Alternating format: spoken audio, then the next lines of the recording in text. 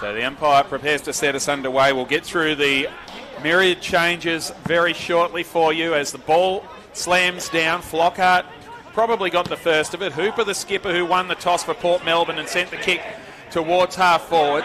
He's kicking to the Car Street end of the ground. Unable to get it there was Signorello. He was tackled off the football. And it's going to be a ball up. Port Melbourne, of course, wearing their 150-year Guernseys. Hence why the stripes are all the way down the back as they were in the old days. Hooper swings around the skipper with his second disposal, kicks in towards full forward. Ball knocked to ground there. That was by Jacob Conlon playing his first game for Port, the boy from Albury. Sends it outside 50, it goes. Moniz Wakefield's later tackle without the football. Angus Curry will get the free kick. Might be... It's Rock Smith, apologies. Jimmy Miller's a deep option here, and he's going in that direction. Smith played in the rep team last week. Not a good start with his first kick, and it's chopped off by the interceptor, Dan Turner, who's so good at that. And he gives it to Tomlinson in the back pocket. Yeah, it's going to be a tough exit here for Tomlinson. He'll probably go long down the line here. Port have covered the exits.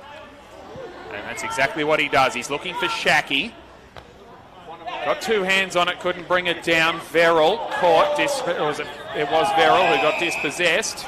And the second tackle is the one that gets paid. Shackey holding his shoulder here. Looks like it might have just subluxed or popped out a little bit in that tackle. The free kick was against him for a throw. It's certainly dangling a little bit. He's got a bit of a problem. I think it is out, actually. There. So that is a dislocated shoulder for Josh Shackey early on. He's going straight to the bench as Guy Barnes drives it forward for Port Melbourne. Ball off hands. Who's there at the back? It's going to roll away. That's a big story early in this game, Josh Shackey. It's going to take him quite some time to reach the interchange bench. You can see his breathing's actually quite impacted by this. So one of their key forwards or key big men and probably backup ruckman. I think it might have just popped back in there, actually, which is a good sign as the Borough tried to get a kick away through Josh Green. He was pushed off it as he went to get it down. Turner thumps it away towards the boundary line and sees it off. He's broke into a jog now towards the boundary, Shackey. So that's a little bit better sign for Casey. Absolutely, and some good signs with Jacob Conlon early coming to meet that footy, giving a nice handball out. Talented forward he is. Played 3 games for GWS. While listed at Albury in the Ovens and Murray League, as Josh Green tries to break through, just hit his boot, hooked around on the left boot. Jimmy Miller knows all about this ground, and he kicks the first goal for Port Melbourne. Yeah, terrific start for Jimmy Miller, and he's a player that can lift based on their last game. He's a unique individual coming out of WA. Brendan did his traditional warm-up on the ground with no shoes on. He likes to earth before the game, eat a cheese sandwich. But I remember you talking about that when he was here in 2018, was it? Yeah, it was. Might have been 2019. But that's a great left foot snap.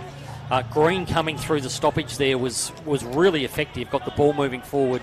And Miller doesn't kick too many left foot snaps. He'll take that every day of the week.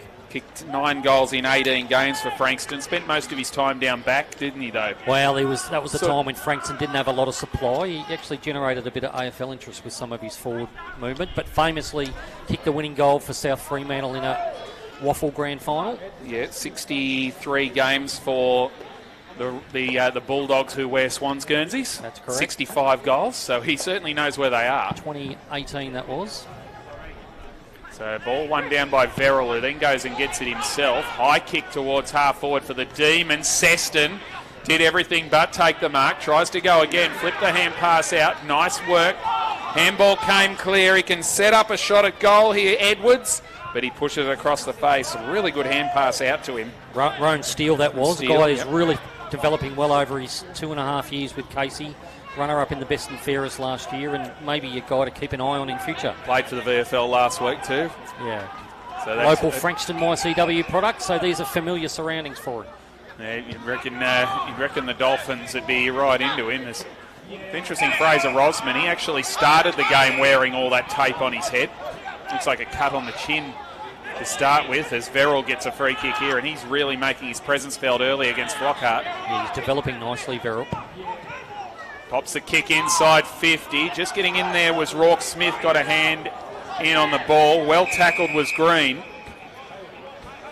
Looks like he's going to spend a bit of time around the footy today, Brendan. He's played quite a bit of footy as a key forward for Port Melbourne Green, but he's elite in at the stoppages. Well, we all know about his brother, don't we? As the kick goes inside 50 off the outside of the boot, almost the mark for Baker Smith. Couldn't hang on. It's going to be a ball up, of course. Tom, the GWS star. Yes, he is. And you see Port Melbourne have pressed up really high on the ground here. Lots of numbers around this stoppage will make it difficult for Casey. Clearing kick here for Walker. Puts it out into open space. Anastasio will track it, and on his way. Look at each other. Deliberate, and they get it. In front of the Horizons Apartments shaping the ground down here at Frankston these days, Brendan. I'm really going to miss the pod not being up there today, though. They should have come anyway. Frankston's got the bye this weekend. They could have hung their hat on one of these two teams, couldn't they? They could have. Out towards the middle of the ground. Moniz Wakefield taps it on. Anastasio heading towards 150 games. What a player he's been. It fell to LaPlanche on debut for Casey. Sends it out towards half forward. It'll go off hands and out of play. Yeah, Port Melbourne wielding the axe after their loss to Frankston 2 weeks ago, Mick. They made 6 changes to the team. Archie Manton, the big one for mine, the omission. Yeah, Tom Hoffett, the number 1 ruckman as well, was dropped. And Mitch Muschetti, the young fella from down in the Mornington Peninsula League. They were all omitted. Matt Garn was unavailable. And Kyle Vickers out with concussion. Owen Milady, the West Adelaide recruit, with a hip injury. He should be right for next week. Interesting to watch here. Casey are holding 4 forwards inside their forward 50 at this stoppage, so there'll be plenty of presentation if they can get possession here. They'll get it through Steele, who hooks it high and long inside 50, almost the mark. Second opportunity there for Fullerton. Can he get it around the corner? He can't. Spills out of the grasp there, away from Hurd. Rosman has an air swing. The former Demon. The hard luck story of the 2022 premiership here at this level. He did his hamstring during the finals. He did. We saw Sam Philp get his hands on the ball there for Port Melbourne. It's his first game. Just got a little bit disoriented with his first possession there, but he'll be a key player with his leg speed, hopefully, for Port Melbourne. Had 0 luck in his couple of years on Carlton's list, Sam Philp. Just a string of foot injuries. Yeah, and you'll see today, we've mentioned already, Port will press up high up the ground and they look to get the ball out the back. Philp is one guy who could cause some problems for Casey later. Took it out of the ruck, but then got dispossessed. Jed Adams. Kick heads back towards goal. Farris White is wrapped up and helped over the line there by Tobe Watson. He'll enjoy getting an early involvement. Farris White, developing young Cat B player, and he's plonked in the goal square at the moment. He's got a former AFL player for company in Tobe Watson. Played a fair bit of footy for Fremantle. And of course, Verrill won the tap. Ball doesn't favour the bounce there for Port on Philp as he tried to go through, and the snap kick across the face of goal from Verrill goes out of bounds on the full. So it'll be Watson to take the free. Slow play here. You'd expect this is going to be a long down the line. A goal to a point so far after 8.5 minutes of the first quarter. Anastasio on the left boot. Lovely kick that is, and they're away now, the Borough. This is Stubbings. Long kick towards half forward, sets up the foot race. Running onto it there is Gowers. Can he get a kick away on the left boot? Hooks towards goal and boots it! Outstanding from Port Melbourne and a quality finish from Billy Gowers. Yeah, we spoke about how Port Melbourne press up the ground and they like to get out the back. I think it was Green with the kick over the top. Gowers was the only goal side option he had. Billy Gowers had time to lick his fingers before he picked that ball up, and then a beautiful conversion on the left boot. That's a terrific start for Port Melbourne, exactly what they were looking for. So great. And after deciding that he was finished at this level, he went back to local footy and realised that, no, he's still got more to give. Billy Gowers, he's still only 27, so he can still play a lot of wonderful football here. This is his 85th VFL game at his fourth club now. He's still a very good footballer. Fantastic, and great to see Signorillo take that ball off half-back and just go. Really good ball movement from Port Melbourne, and it just put the Casey defenders on the back foot the whole way. First 2 goals to the Borough. as they aim to get themselves going in this season. Hooper hooked it around the corner. Chopped off, however, there by Connolly. The former Saint sends the kick to half forward. Shackie's back out there. Great news, Demon fans. And that's a wonderful, well, thought it was a wonderful kick, but it hit the wrong blue and red. Driven back in by Connolly. Hurd did everything but take the mark for Port Melbourne. Free kick there. And he was caught high, Tom. It's against the Borough. It's going to Lockie Hunter. Won't be the first high free kick he gets today. He's a master at... he takes the hit every time, but he always puts his head over the ball. Geez, there's some quality footballers in the VFL at the moment, isn't there, Hunter? He's front and centre, snap on goal! Beautiful work, Kynan Brown. Just your classic front and centre, wasn't it? Only took the half a stride and got the ball on his boot. Played some really good football over the pre-season, Brendan, in the... I don't know what we call it now. It's the match sim and the community games. Matches, just practice matches. Yeah, showed some good stuff at that level. He's very neat when he gets ball in hand. Obviously, the father-son player. Yeah, son of Nathan, the defender of the Melbourne variety a few years ago. Back when there was a few Nathan Browns running around in the AFL. Picked up as a rookie, as a father-son rookie, 19 years of age. But well done by Hunter there, winning the contested ball. Led to that opportunity. You see Brown lining up in the midfield here. Fullerton into the do some ruck work for Casey this time. Up against Felix Flockhart, who's doing the job pretty much one out today with Hoffett losing his spot in the team. Might get a bit of a chop out from Miller at some stage. Hooper dispossessed. Steele had an area on that one, or was it Edwards it was? Hooper's going to win this footy. Gets it up to Philp running past. Kicks inside 50 is good. Playing in front's a virtue. And the mark is taken by Gowers. Yeah, full-chested is how you describe that. He's a big, imposing frame. Read the ball quickly off the boot then. It was a scrubby kick coming in. But once he put his big frame in line with the ball, there was no chance for the defender to get a fist in. He'll cover this distance relatively comfortably, Brendan. There's not really much of a wind, and if there is, it's sort of swirling to the Hill or Social Club side. Billy Gowers from the 50, kicks it beautifully. Absolutely spectacular. He's got too early, Billy, and there's danger signs for Casey when Billy's up and about. Yeah, another player that was a little bit down on his form in the last game 2 weeks ago against Frankston. Their forward line really didn't function, and it was probably the delivery inside forward 50 that was probably the most concerning. He's conjured 2 goals out of half opportunities already, Gowers. So promising signs there. We'll go around the grounds shortly. In fact, we can do that now. Williamstown doing well 2 minutes into the last quarter. They're 14-7-91 leading Southport 6-10-46. Werribee 2-1-13 over Richmond. No score at the 13-minute mark of the first quarter. Gold Coast and Box Hill about to start at 2:30. Footscray with a 34-point win over Essendon last night, and GWS have beaten Sandringham by 46 points this morning. Fullerton with that clearance. He goes to half forward, and that might be a free kick for holding. It's going to cross. 55 metres out from goal. Shackey coming in. Here is Shackey. He got the fly. He couldn't take the mark. Hacked out of defence by Green.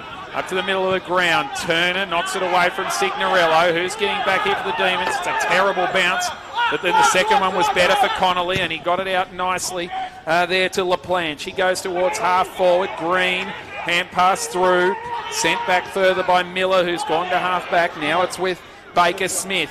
Fed it back dangerously. Shackey wrapped up as soon as he got the ball. And it'll be a ball up. Did well then, Shackey. Good ball security. Didn't want to release that. There was Port players everywhere. They had control of the ball, Port. Jimmy Miller with a pretty poor left-hand handball put his teammate under pressure. Tapped down by Miller. And it's not coming out of there. Now, we did say who was out for Port Melbourne. Sam Philp in for his first game, you mentioned, for the club. Josh Green, his second game of the year. Jacob Conlon, his first game as a Port player. Free kick to Casey here. Fullerton's going to get a shot on goal against Miller for a hold.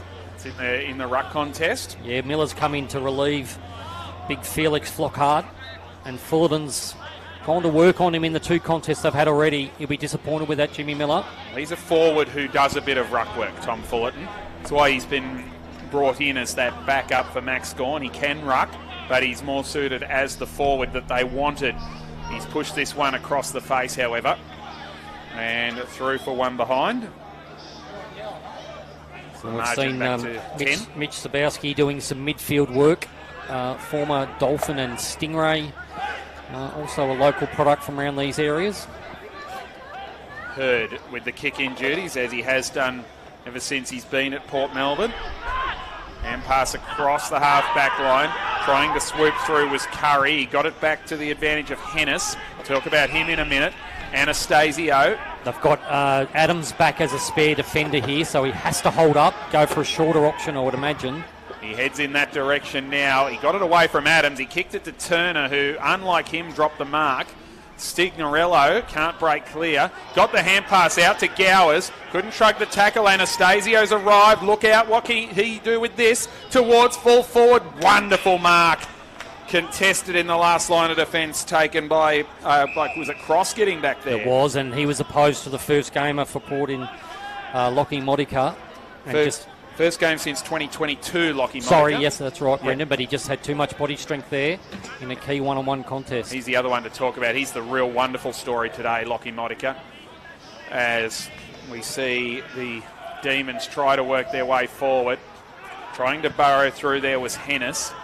Sends the kick towards half forward. Doesn't bounce favourably for Tomlinson. Now it's with Moniz Wakefield, who got caught. Chance now for the Borough. Don't do that. Curry. Angus Curry's the one, and I had a hot curry right there and got my tongue twisted. He probably had a little bit more time on his hands then. He went with an awkward left foot kick. Could have even laid it across the boot, banana style.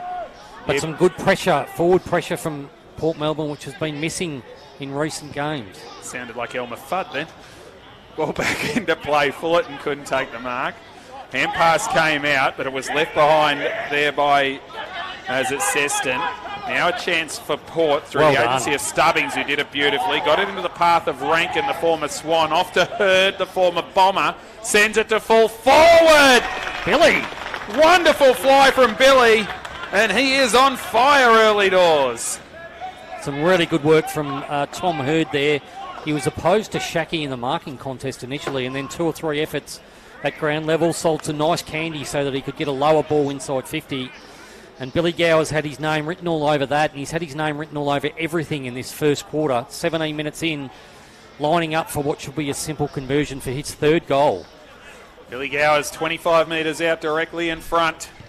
Not a problem in the world. Port Melbourne a flyer, Billy Gowers a flyer. And it's at 25-8. Yeah, again, we spoke early about Port's entries inside forward 50 in the first 2 weeks of the season. They've been really disappointed with that aspect of their game. But we've seen now with their 4 goals, they've had a couple where they got the ball over the top and then a couple that have been a little bit lower into the forward line. And Gowers is reading the ball off the boot like an artist at the moment and just latching onto everything. Don't you love it when you know exactly what you want to say, but it just comes out of the wrong side of your mouth? So it'll be interesting to see what they do match-up-wise here with Gowers. So we're talking about Cody Hennis, who has crossed from Sandringham this year. This is his first game since 2022 as well, but Lockie Modica has been out for 2 years with a knee injury. Unbelievable. And he wasn't even listed with Port Melbourne at the start of this season. So to come in just by round 3 and force his way back into the team, that's just wonderful, and we certainly wish him all the best. His mum and partner were in the grandstand here supporting him. He said he's a little bit nervous. Well, it's only to be expected as Tom Hurd goes on the left, sends a kick towards half forward, just out reaches Signorello. Turner has a bit of pressure, manages to flick it out to Moniz Wakefield. Around the corner he goes, puts it up high looking for Fullerton. Floating in from the side, Rossman. He just picks those like an apple off a tree, doesn't he? He does. He's so good at that. Yeah, Toby Watson up against Fullerton there. Fullerton had a few centimetres on him. But you love that as a defender when someone comes across to help you out. Kicks to half forward. Verrill couldn't take the mark. It landed in the lap of Verrill. He wonders how it happened. Flockhart. Some really interesting matchups in Port's forward line. Freeman's got Signorello. Turner's gone to Billy Gowers. It was Bailey Laurie with the clearing kick. Shackey, like that shoulder was just a stinger, which is terrific news. Wonderful pass, gets it to Cross, who's running really hard. Puts it on the right boot, down to full forward, man on his own. And Farris White takes the mark, 15 metres out directly in front. Really good ball use by Cross then. Good ball used by Shaki to get the ball to him, and then it was just a matter of picking the right option. And we've spoken about Kaya Farris White getting involved early in the game, and here's a gilt-edged opportunity for him to get on the scoreboard. Playing just his 11th game, the 206 centimetre ex-basketballer slams it into the woodwork. A disappointing finish that. And Casey are missing some opportunities as Port managed to sneak away. Watson with his kick out. And here goes Toby. Sends it long, up towards half-back. Good use of the body from Flockhart, but then he couldn't take the mark.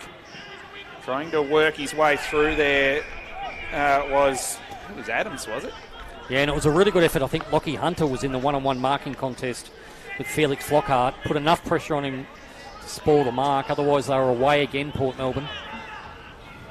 So they were the 6 changes we mentioned for Port, and swung the axe after that disappointing result against Frankston a couple of weeks ago. As Port try to break out of the contest now to half forward as overhead to Signorello. Great little hand pass. Anastasio receives from Conlon. Got run down. Great tackle by Moniz Wakefield. What a chase that was. Billy gonna do? Can he do something special again? Hooks it back. Centres beautifully. Mark dropped. Roving done. Conlon. Which way's the whistle go? He's going to pay a in-the-back free kick. So the ball will come back. No advantage either, even though Conlon kicked the goal, I believe. No, he missed the goal. He missed the goal, so that's why it's come back. The benefit of the doubt there. Definitely benefit of the doubt, because usually they say if you decide to take Play the a shot choice. Regardless of the result. But here's a chance for Miller. Jimmy Miller, yeah, gets the free kick. And love the decision by Billy Gowers. He could have easily have had the blood rush to the head, think he's going to kick his 4th. Yeah, when you're on fire like that, it's pretty hard to think, no, I'm not in position. But put it to the advantage of Miller, who's already got the other goal. So this is for number 2 for Jimmy Miller. He's pushed it across the face. Oh, and he's punched a big divot in the oval after that one. Disappointed, Miller. He'd be very disappointed with that one. 4-2-26 plays 1-3-9. As the short pass comes back in to the spiritual leader in Mitch White. Got Shaki on Baker Smith over the back here. You push him under this. Spiritual and actual leader, and Mick calls it perfectly. And then Fullerton pushing up the line, but no real short options. Decides to send it up in that direction, looking for Verrill and Fullerton. Fullerton got knocked to ground. At the back, he couldn't quite get a clear kick away. Chance for Steele, knocked it in board. Nicely done, Port Melbourne. Coughlin received from Rankin. Into the middle of the ground it goes. Hennis got run down. Good tackle. Umpire put the whistle to the mouth, didn't blow it. Hooper received. Got it off now to Coughlin. He goes to half forward. Signorello run down. Did he have the football? Out of play. Yeah, poor handball from Coughlin through the middle of the ground. Thwarted that forward thrust from Port, but they're getting moving when they get their hands on the ball initially. Speed on the ball, as they say these days. Box Hill Hawks recruit Liam Coughlin, 17 games in, I think, 3 years at Box Hill, so he'll enjoy being given a regular run at this level. Bit of overlap here. Seston with the ball. Kynan Brown got it to him. Now it's put forward by Jefferson inside 50, not the best. Yeah, he had another step up his sleeve there. Might have been the big ruckman even. He just put it on his boot. Tom Fullerton is leading all comers with 7 possessions. Brendan and Anastasio with 6 for Port Melbourne. He's been busy. Baker Smith puts the kick up towards the wing. Taken by Laurie. Got a quick hand pass out. Rosman can't keep it in. It's a bit of an optical illusion here. The runoff is actually about 5 metres on that far side, so sometimes it seems like they call out of bounds a little bit early, but the boundary line's a fair bit further in from the fence. Yeah, it is. It is on this side too, but we can actually see that on the Mace grandstand side of the ground. Out of the ruck, Ned Moody sends a high ball inside 50. Rosman sinks his fist into it. Rankin can't get clear as a Green. Flicks it out wide. Trying to break clear was Curry, couldn't do so. And it's back over the boundary again.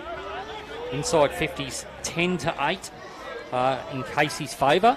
So Port have been much more efficient. It'll be Verrill to take it out of the ruck. Bang. It'll be stolen off his hands there by Philp, who had nowhere to really go. He just wobbled it off the left boot.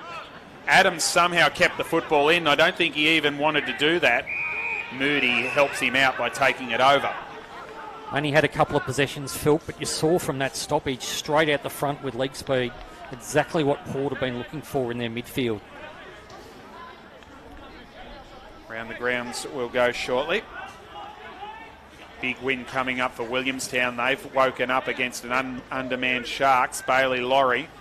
It should be a free kick there to Seston. Umpire says play on. Steele is wrapped up and he's going to get pinged. No, he's going to get the dangerous tackle. Oh. That's a square up, I'm sorry. Yeah, very lucky, and you can normally tell by the wave of players which end they go to as he gives the ball off here to Connolly on the right foot. Sends it inside 50. Shacky worked Rossman under the football beautifully. Oh, he's landed heavily too, Rossman. He'll be okay, but he flew across the front of that pack, had no one to sort of support the body on the way down. The umpire's going to ask him to wait, ask Shacky to wait. Remarkable 15 minutes, though, for Shacky, or 20 minutes. He looked like he separated his shoulder. Looked like he was done for the day as he was walking off the ground. He's kicking from about 48 metres out, Josh Shacky. One of the better exponents of the set shot there is. Kicked 4 last week in a losing cause. He's missed on this occasion. 5-4 for the season for him now, and the margin back to 16 points in favour of Port Melbourne. Bailey Laurie getting busy. He's up to 6 possessions through the midfield. Watson's been generally going long to a target here. Miller screaming for the ball on the far side, but he'll ignore that. Flockhart's the logical option. It's the direction it goes. And Verrill just outmarks him point blank. And he's got a lovely touch with his marking of Verrill. He's coming along really nicely. Since the end of last season especially. Kick inside 50. Laurie's waiting at the front of the pack. It's not going to come out of there. Flockhart and Verrill both going down to take this tap. Williamstown lead Southport by 46 points midway through the final quarter at DSV Stadium. Ball to ground there by Jefferson, who's involved. Another stoppage here. Players like Seston and Laurie are the guys you look for to get busy around this contest. Brown as well. Verrill knocks it to ground. Solid tackle put on Hurd.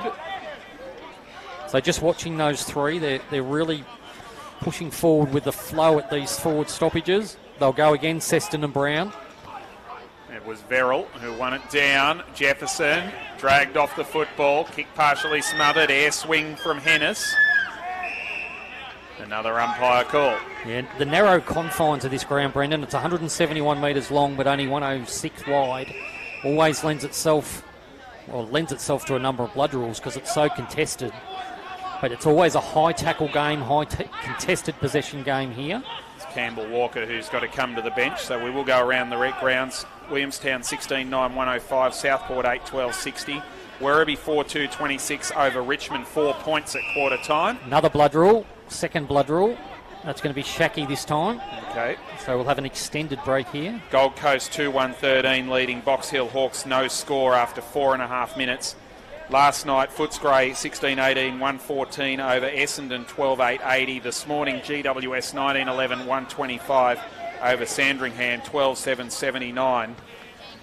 And in the VFLW, as we wait, we've got a couple of final scores there. Western Bulldogs with an upset win over Essendon, 4-4-28 to 3-8-26. Let's come back to them as Rossman charges straight through and just gives it everything. Billy. He gets it over the back too. Will it sit for Billy Gowes? It doesn't. It sits for Tomlinson. He'll bring it out wide, close to the boundary line. Strong hands by Edwards. Yeah, they were nice hands there at every right for that ball to go out of bounds. Marked in front of Lockie Rankin, set it up towards centre half forward. It should be picked off by Watson. Big fist Rossman. Brought it to ground. Laurie. He's underneath a nest of Borough players there. And it'll be tossed in the air. They're sending Mitch White into this stoppage, so it's even numbers ahead of the ball for Port Melbourne, and it will be even numbers, or almost even numbers around the stoppage. Ball knocked to ground. Verrill tapped it onto his own boot. Thump to ground, steal from the Fullerton tap, wrapped up. Is he gone? Yes, he is. Got lucky with the earlier one with the slam tackle decision. But still, he got to a good spot. They won't be disappointed with that. Fraser Rossman with playing the game in their forward half. Sorry, Brendan. You're right. For these last 4 or 5 minutes. He went out wide to Tom Hurd. And Hurd sends it to the wing. The pack to fly. Freeman tries to go through. Can't do so. It'll be tossed in the air. Casey made 6 changes of their own too, which we haven't been able to get to as yet. Lockie Hunter in for his first game of the season at this level. As we see dodging and weaving happening there from Kynan Brown, who puts it inside 50. Seston couldn't take the mark. Front and centre steal to full forward, and it lands in the lap of Seston, charging back into goal and putting it through. Yeah, well done by Roan Steele there. That's 3 crumbs he's been able to get, or 3 ground balls he's been able to get in the forward half of the ground. Got wrapped up in a couple of tackles previously, but that was really smart. He had the awareness, he knew Seston was out the back, and then it was just the old Joe the Goose and an easy run into open goal. Was Jefferson wearing the same big curly hairdo that knocked the ball down to Roan Steele? Yeah, he did very well in that contest. Big Will Verrill, up to 7 possessions. He's the equal leading possession winner on the ground. Brendan, we've sung his praises. So Lockie Hunter, Bailey Laurie, Adam Tomlinson, Dan Turner, Kai Windsor, the brother of Caleb, playing his first game for Casey today after 2 for Box Hill before injury, and Braden LaPlanche on debut, 18 years of age, from Rowville and the Eastern Rangers. So he's a really nice size, Brendan, and good off both sides, it looks like already. 189 centimetres. So there is a bit about him, Braden LaPlanche. As the kick goes towards the wing, trying to sweep through there unsuccessfully was Rourke Smith. He manages to tumble it to half forward, trying to swoop through was LaPlanche. He couldn't get there. Now he has to lay the tackle and does it well. Yeah, for 18, he's really physically advanced. He's got strong legs, strong upper body. So they're giving him some good game time here too. Quick kick out of the contest from Stubbings inside 50, just over the head of Adams and Miller. It'll be picked up here by Conlon. He tried to do too much with it. Yeah, ball was knocked out of the tackle. He'd had 2 steps already, so easy decision for the umpire. Turnell will go laterally here. And it's Moniz Wakefield who'll receive. Got Connolly short if he wants to use him. But it's really hard. You can see how compressed the ground is here. He'll go long down the line here. Big chance to the pack to fly. Verrill couldn't quite pluck that one. Hurd on the left boot. High kick, floats towards the boundary line. Bounces just inside. White couldn't pick it up. Moniz Wakefield did and fed it back to Adams, who tumbled the kick into the middle of the ground, but only as far as Coughlin. Oh, that's a good kick. Spears it to half forward for Barnes. He's taken the mouth guard out, so that normally tells you that he's going to have a shot here, Barnes. We saw Billy Gowers cover this distance, maybe a metre or 2 closer. But Barnes, he's a product out of WA. His parents, Jody and Steve, will be watching the live stream today. So, got to set this up again now. He tried to give the hand pass off to Billy Gowers, and the umpire said, no, Billy can't sneak into the protected area. So came across from WA. Right on the siren from 52 metres out. It doesn't quite have the carry, and Tomlinson ensures that there is no score. Leading possession winners there, just as we called late in that first quarter. Young Verrill going very well for Casey. Very well, Verrill. And he wins another tap. And he might get the clearance as well, Will Verrill. This is really good to see. Floats the kick out wide, however, flying from behind. Oh, Paddy Cross. That's his second big contested mark today. He looks really neat with ball in hand. He's obviously got some game. Sets it up high in towards full forward. Shackey the target. Rossman with the fist, as he does all day. Hurd was sold up the river, but he used his strength to get a kick away. Running onto it here was Stubbings. His kick under pressure is intercepted, and Dan Turner will do that all day as well. Yeah, Tom Hurd up to 7 possessions now for Port. Verrill, Laurie and Fullerton with 7 for Casey. High kick towards half forward. Jefferson couldn't take the mark. Tries to sweep through. Fullerton there as well. Laurie Dispossessed. Nice pick up and handball by Verrill to Seston. Sprays the kick, however. It'll go out on the full. There's a whistle. And the umpire says... Free kick will come back. Yeah, dangerous tackle. Or is he's paying it down next to the behind post? Now, I'm actually not sure about this. It could have changed. Yeah, but when the ball goes out of play, it used to be how that, can it be downfield? Yeah, but I think they now got the option. And this is Shaki on his left foot. This will be like shelling peas for him. This is probably a 50-50 shot here. He'll just come out on the left, ease it round the body. And which 50? The good 50 for Casey. Great start to the second quarter for the Demons. Josh Shaki gets his first goal. And the margin comes back to 4 points. More impressive was the Ollie Seston move through traffic there. He just glided through. The Mansfield recruit famously kicked a big bag of goals at local footy. But what I like about him is he's a footballer first rather than an athlete. And I think he's a player that's going to get some opportunities at AFL level maybe later this year. He's not a high possession player, Brendan, but what he does do is he makes the most of his possessions, and he's got very sure ball handling. Yeah, very good at what he does, that's for sure. 4 points the margin now. Casey starting to settle into the game after being swamped early by Port Melbourne. He's on the ball now, Seston, so that's something he wasn't doing last year. He was mainly a high half forward or a sort of stay-at-home forward. Indicative that he's got his tank improved a little bit. That should have been a free. Well, neither ruckman judged the football at all, did they? The bounce favoured Flockhart and he went for the man. Hooper did well to Rankin. That kick looked like it was partially touched. The umpire said it was okay. Barnes goes in short to Green. Asked for the 50, it wasn't there. Pops it up towards full forward, floating from the side. Hennis couldn't take the mark. At the back, Stubbings tumbles it towards goal. Adams gets back and takes the mark right on the line. Looked like it was headed straight through. It was a really neat attempt from Stubbings. So Adams brings it back towards the broadcast side. Fist from the back came from Smith. It fell to Fullerton, who hooks it around the corner. There's a whistle here, holding free kick. It's going to go back to Cross, who again showed how neat he is around the ball. Yeah, it happened before the kick came, so that's why it's not a downfield free kick on this occasion. Some big results in the Rebel VFLW, which we'll get to you shortly. But first, the umpires officiating today, Mick. 4 AFL umpires out here today. Paul Rebashini in number 31, Brent Wallace in 33, Matt Young in 38, and Nick Jankowski's in 44, the new addition to the AFL panel for Eleni T, who's on maternity leave. They're on here if they can clean this ball up. Connolly shrugs the tackle. Adams hooks it around the corner for Casey. Tumbles the kick back to the middle of the ground. Caught with the football was Steele. Nice tackle by Hurd. Rebashini's a former Frankston VFL player too, Brendan, so played many a game here for Frankston. Bond Beach legend also. Jankowskis has done an AFLW grand final, did the VFL grand final last year. It's a high level of umpiring here today.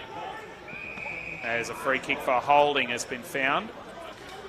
It's going to go to the Demons. Jefferson. Matt Jefferson. He goes towards half forward. Mark was dropped there by the Demons. It was by Fullerton. The clearing kick across the half-back line. Oh, well done. It was Stubbings who did it very nicely. Signorello slipped as he went to play on. Didn't go off his line, though, so was able to steady. Then almost turned it over. Connolly dropped the mark. Grab without the football was Barnes. Still working hard here, Port. Hand pass through from Rourke Smith. Got it to Philp, who chipped it out wide. That was good. It's in the hands of Gowers. What a wonderful start he's had with 3 goals, and that is as good a kick as you will see around the field. Modica with the ball. Lockie Modica from outside 50. Pops it up towards full forward. Turner couldn't take the mark. Caught as soon as he grabbed the football. There was Smith. And... Oh, going to pay this, surely. Oh, he was just standing around. He was just standing around looking around like he thought the ball was already out of bounds then. Very slow to get up there was Jacob Conlon. So there's no Anastasio, I don't think, around this boundary throw in, but let's watch for Barnes to get moving here. Green's another one. Verrill gets the tap back down. It'll wander straight back over the line. We'll have The toss in, the boundary umpires Wade Anderson, John Cooper and Lachlan Purdon. There's plenty of moisture in the surface here today, Brendan. It looks spectacular, but we've seen a few players losing their feet here. So Verrill against Flockhart. Over the back of them both. Josh Green goes underground with the hands. It was fumbled, however. Philp picked up the second go after Modica missed it. Green hooks it back towards goal. Moniz Wakefield. Court supporters said big shove. Umpire said mark. Big one-on-one contest win. Undersized there, Moniz Wakefield, as they bring the ball back through. Verrill training up again. Mitch White tells him to just slow it down. How good has Will Verrill been in the first quarter and 6 minutes? Pops it out wide now. On the lead, Fullerton takes a strong mark. Plays on into the middle of the ground. Cross has been very good as well. Wanted the hand pass to White. White said no. Kick it instead.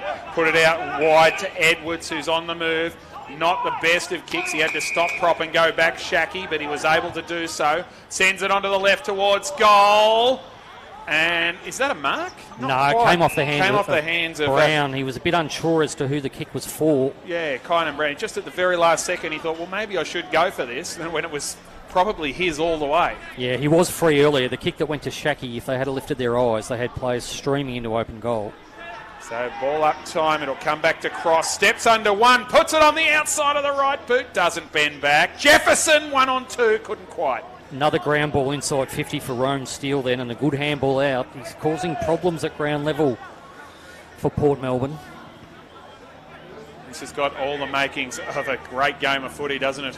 Yeah, Port Melbourne have the likes of Toby Watson and Rosman as intercepting or marking type defenders. He's got nowhere to go, Watson.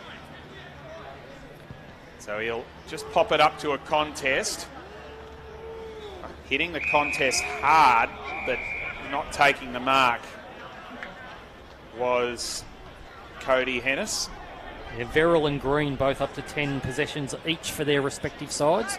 So not often you see the ruckman leading the way on the stat sheet. He's winning clearances, he's taking marks. He's not winning that hit out against Flockhart.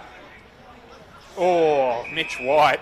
That is a very crude kicking in danger. And the free kick goes to Flockhart. He needs to push back off his mark here. He's going to be smothered. Kicking off his back step there. Yep, and he made a mess of it and was very lucky not to kick it out on the full over Sam Philp's head. Yeah, if you're writing a book on the fundamentals of footy, none of that would have gone in that. He's got to be better than that, because that was an opportunity for them to clear their defensive area. It's still a stoppage forward side of centre for Casey. So Verrill in the front spot. Modica wrapped up. You'd hope his nerves have settled now, Modica, and he can just sink into the flow of the game, play his natural game. Yep, I think he sat out for most of the first quarter, and he's had a couple of early touches. He had another one there. White slapped it down. Hooper hooked it around the corner. Back to half, well, the mid-wing even, and Jimmy Miller on a long lead takes a wonderful mark. Yeah, you can't pay advantage. Silly play by, I'm not sure who it was there. It was Curry who tried to take the advantage, but it was always coming back for a mark, so it's a slower play now. Rankin will be on the end of this. He has it in the middle, gives the hand pass off to Modica through the middle of the ground, sends it towards half forward. Stubbings has the front spot, can't take the mark. It fell to the advantage there of, well, the Demons through Windsor, and he just kicked it towards the boundary line. He was lucky it stayed in until now. Yeah, a bit of miscommunication there. I thought Highmore should have come through for the footy. He left it to his teammate in the form of Bullan and Baker Smith, and that gave Shaka the opportunity. Two good efforts, gets them a boundary throw in rather than the ball going into their defensive end. Hasn't been seen a lot yet, Highmore, has he? As Flockhart takes it out of the ruck, fed it back to Rankin. Kick was partially smothered. Taken out of the air there by Sibkovsky, and he swings around and brings it out to White. Nice work through traffic. White towards half forward, Shacky the target. Also there was Jefferson, couldn't take the mark. At the back, Laurie. Tumbled a kick towards goal, there's nobody there. And it trickles through for a behind. So 10 minutes into this second quarter, and Casey have got the game on their terms, you'd have to say. Yeah, it's been a while since Port scored. As we've got a very dark cloud down there. It's just lingering, though. It's not going away. It's not coming any closer, which is just fine with us. That's a good kick by Highmore, I think it was, from full back. Finds Rankin again. He's a talented player, Rankin. He played every game in his 2 years in the VFL at Sydney. Miller's clear AFL here. listed, of course, and Jimmy can't quite take the mark, but there's a reason for that. Front on contact. At least held the play up for Casey so they can get numbers back. Monica's getting involved early doors. This one's a bit of a helicopter.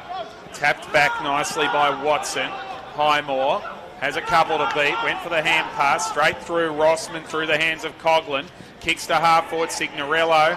The delivery to him hasn't been great. Should have been a throw. Umpire was about to pay that. Then he pulled his whistle away from the mouth and eventually called for a ball up. Sounds strange, but that sort of scrubby kick going forward at ground level worked out well for Port Melbourne. Enabled them to get a stoppage. Rourke Smith's going to be in and under here with Harvey Hooper. Flockhart with the tap. Philp had a go. Moniz Wakefield just threw it on the boot and said, get out of here. And there is no way that any other decision could have been made by umpire Rebashini. So it's Liam Coughlin who drives it back in towards the hot spot. The big men will fly. Was almost dragged down by Miller. Gowers had to get a hand pass away. Philp palms off a couple onto the left boot. Can't hook it back. It'll land in the pocket. Signorello has it thumped away by Tomlinson. Moniz Wakefield in there has a go. Kick was smothered off the boot of Stubbings. Adams falls into the back of his Port Melbourne opponent, and Signorello will get a shot at goal. Yeah, reward for effort there. They did a lot of work at ground level for the last sort of 90 seconds around the stoppages. I know Philp has not been as clean as he possibly would like, but he's actually having an impact on this game with his ability to find the ball at ground level and his pace. And let me tell you, Brendan, this is the shallowest pocket in the VFL. This is about a 45-degree angle when he's actually on the boundary. This is a simple conversion if he doesn't overcomplicate it. Well, he's going with the Stevie J curve, and he does overcomplicate it. Never the deepest pockets at the best of time here at Frankston, but that one particularly very easy to convert from. Thing is, everyone goes to Stevie J curve these days, but not many people are Stevie J. Right, Tomlinson is going to bang this long in front of the grandstand. Long ball up towards the wing. Highmore should mark and does. One umpire blew the whistle, the other one called play on and then pinged him for holding the ball. Bailey Laurie tumbles it to half forward, but Tom Hurd's back there for Port. Brings it up to the wing, Flockhart. Oh, a falcon. It smacked him right in the face, Tyler Edwards, and the umpire said that was Flockhart's hand. Yeah, it was actually good work by Edwards. The kick needed to be a bit higher and Flockhart would have been able to go to work. That was a falcon, and he got a free kick for being falcon. It was indeed. He went backwards, and Jed Adams will pop it up towards half forward. Good mark. Great grab, floating in from the side by Watson. Yeah, Jefferson's just hasn't hit his straps this season. He's not really the power forward to stand under the long balls like that at this stage of his career. He needs to get on the move, take the ball out in front. Curry finds Harvey Hooper. He certainly does. Hooper wanted to go. Now he does. Gives it to Hennis, who puts a high kick towards half forward. Pack was crashed. Mark wasn't taken. Verrill flipped it up high. Big fist from Cody Hennis. Fell to Signorello. It's had to come a long way up the ground. Fed it in. That's not 15. Stubbings put it down. Hooper. He's gone. Yeah. Oh, he got a high one. He got a high one. Very lucky there. Did end up getting the kick out. But this will be a slow entry here. There's a little bit of space in the forward pocket. But I imagine Casey will have 14 or 15 players inside 50 when he goes to kick this. He sends it towards the top of the goal square. Tomlinson thumps it away into the path there of Moody. He got run down as soon as he picked the footy up. Gowers lays the strong tackle there on Seston. It feeds out the back to Hurd. Back to Watson. He goes high and long inside 50. Flockhart did everything but. Tomlinson thumped it straight to the boundary line. How will the umpire see this? Oh, he loves it. Oh, yeah. Oh, yeah. He got a little bit of assistance from 3 Port supporters on the fence there. That one's deliberate out of bounds 50 years ago. It is. And again, who's got the ball in hand here? Brendan? It is Billy. Billy. I think he should go drop punt style here. The umpire's saying he can't go further back on the fence. So it's going to be about a 3-step drop punt, but he'll be 35 metres out. 3 first quarter goals for Billy Gowers. He'd only kicked 1 in the first 2 games. He's looking for some eye contact with the short here, but have a shot, Billy. That's exactly what he does. And Georgie Henderson arches the back and watches it sail straight over her head. Brilliant kick from Billy Gowers, and Port Melbourne get a much-needed one to kickstart their second quarter. Yeah, second free kick they've got from some good work at ground level inside 50 this quarter for Port Melbourne. Signorello missed the Stevie J kick around the corner earlier, but that's a tremendous conversion. 4 goals in a quarter and a half now for Gowers. And they, as you said, Brendan, they needed that. They've only kicked the one behind for the quarter before that goal from Gowers, and it's almost against the run of play, but again, it's down to the pressure they were able to put inside 50, keep the ball in the area, and then force the crowd-induced deliberate out-of-bounds free kick. But if it was a Frankston player there, you'd say, yeah, stock standard, because they'd have probably 50 of them at training every night, right there near the race. But for a player who doesn't play here as a rule... Great conversion. Georgie did not even have to move. And she's goal umpiring today with Brad Kellett. I hadn't mentioned them, so... Fullerton in the ruck here against Flockhart. Goes early. And Fullerton won the tap. Seagulls are on the move. No, you guys are supposed to be over at DSV Stadium. Here's a chance for Hunter, who's been quiet. Tumbles it inside 50. Jefferson, the hand pass just a little hot there. And it was taken away for Port Melbourne. Clearing kick from defence. That came from Highmore out towards half-back. Knocked to ground there by LaPlanche. And there's a whistle. There's a free kick going to Casey here. And it's Bailey Laurie who'll take it. Just the 2 possessions for Lockie Hunter. Kick inside 50. Rossman drops the chest mark. Shackey picks up the loose ball and kicks the goal. Well, you can't make a mistake like that in front of goal at this level. And Josh Shackey kicks his second and makes them pay. The Demons get the response very quickly indeed. Yeah, he certainly does make you pay. He missed a set shot down the other end of the ground, I think it was. Could have had 3 goals so far, but he's always such a presence up forward at VFL level. Still gets his opportunities at AFL level now and again, but we saw him presenting up to the wing before, causing a contest. But again, Rosman with that spilled mark, and wouldn't you know it, as a defender, at Shackey running onto his preferred left foot. And as you said, it is like a greengrocer shelling peas. He doesn't drop many, Fraser Rosman, to be fair, but that one was a very costly one. Around the grounds, Werribee 7-3-45 lead, Richmond 3-7-25, 25 into the second quarter. Gold Coast 5-2-32 over Box Hill, 2 behinds at quarter time. But the Suns, with a stronger team today than they had in round 1, they look like they've woken up. As this will be held to Mitch Sipkovsky. Miller very physical in the centre bounce, and he'll try and push him off the line again. Knocks it down, Miller. Tapped on by Hooper. Only as far there as Brown, who went it up towards half-back. Shackey takes the advantage, gave it across to his Demon, a teammate who's changed numbers probably with the blood rule. Kick goes towards the top of the goal square. Still a chance here for Casey. Was Rosman caught high? Umpire said no, it's going to be thrown up. Trying to work out if that's Paddy Cross in that number 61 now. It's Kai Windsor, who was listed in number 66. Oh, yes, you're right, Brendan. He's actually wearing 61, so he's involved now. Playing his first game for Casey today after one of those serious foot injuries that cost him all of last season at Box Hill.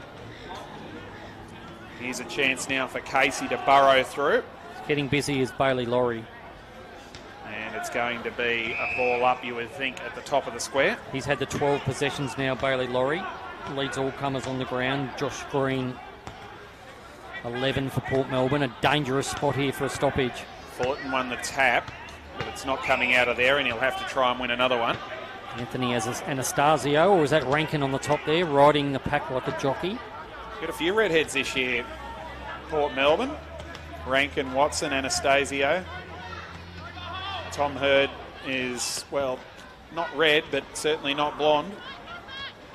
as it came out the back to Paddy Cross, who threw it on the right boot and just missed. Yeah, again, he's very neat with the ball in hand, isn't he? He is impressing out of sight today, Paddy Cross, playing only his 8th game of VFL footy. Up to 8 possessions now. Each one of them's been a good one. Rankin. Signorello's free, way ahead of the footy, but they're not going to get the ball to him. It'll be Philp who has it first. It's Signorello's still on, but it's probably still outside Philp's range, especially now with Dan Turner getting across there. So he pokes it short to Rankin, who followed up nicely. So the first quarter we saw they were able to press their forwards up, get the ball out the back. It's got Hooper in the middle, who should turn and go here. And he does, and they've got the loose man going. Billy Gowers is on his own at half forward, swings around onto the left boot, hooks it up towards full forward, ignored Signorello leading, and that was the mistake he made, because Dan Turner is the intercept king.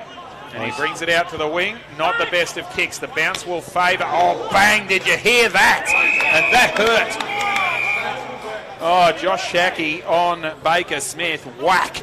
Well, he's had a bit of a day as Josh Shackey. He's kicked the 2 goals. He separated his shoulder early in the first quarter. He went off at quarter time to get some stitches in his chin, and then he's got that big heavy hit on Baker Smith. They're both trying to hide the pain they're in back in their respective positions. They're both buckled over at centre-half forward for Casey. Oh, that's a throw. That is a throw every day of the week, and he gets away with it. Seston sends it towards half forward. Shackey, can he get a kick away? He can. Tumbles it to half forward. Hurd received there from Coughlin. Tumped the kick back towards the wing. Fullerton might have got caught high. Umpire said, no, Miller, you can have the mark. Nice Plays kick. on across beautifully to the wing for Hennis. He goes towards half forward. Nice work from Adams getting back, but he lost his footing. It came to Conlon. He goes high towards half forward. Just worked under the ball nicely there was Modica. Oh, in fact, it was Sipkovsky who was worked under the ball, and the mark was taken by Curry. If he thinks he's half a chance of kicking this. We saw his kick after the quarter-time siren from about the same distance, and it fell about 5 metres short. Oh, if there's any wind here, it's going to work against him, so I'd be ready on the line. Just need to find something. He decides to set it up, and Turner's the one who reads it. Drops the mark. Could have got a free kick for high contact. Umpire said no. Shrugging one tackle was Gowers. Couldn't shrug the second one. Got it out. Dumped. And dumped without the football was Campbell Walker. And he will shoot for goal from 20 metres out. Great effort from Billy Gowers, and he took on about half of Port Melbourne to get through those tackles. But what it did is it created a lot of attention on the ball carrier, and then some reckless tackling there. Yeah, Moniz Wakefield it was who gave away the free kick. I think he tackled Walker expecting the ball was coming to him, and it didn't come to him. Yeah. Again, a good opportunity here. Should be a simple conversion, but we know no goal is a simple conversion these days. 65 games, 27 goals for Campbell Walker. I'll mark it in the book, though. Spends most of his time in defence, and that's why. Which part of the book? The behind column. Margin 3 points in favour of Port Melbourne. Robbo's in the box. He's very quick on the numbers there. He is, isn't he? So a goal to Port Melbourne, 2 to Casey this quarter. This kick will land about 80 metres away from goal. Shackey, the target. Miller in the front spot, couldn't take the mark. Hand pass was flipped up nicely. Steele knocked down by Green. Steele tried to go back and get it again. He knocked it away from Green the second time. They're still going, the two of them.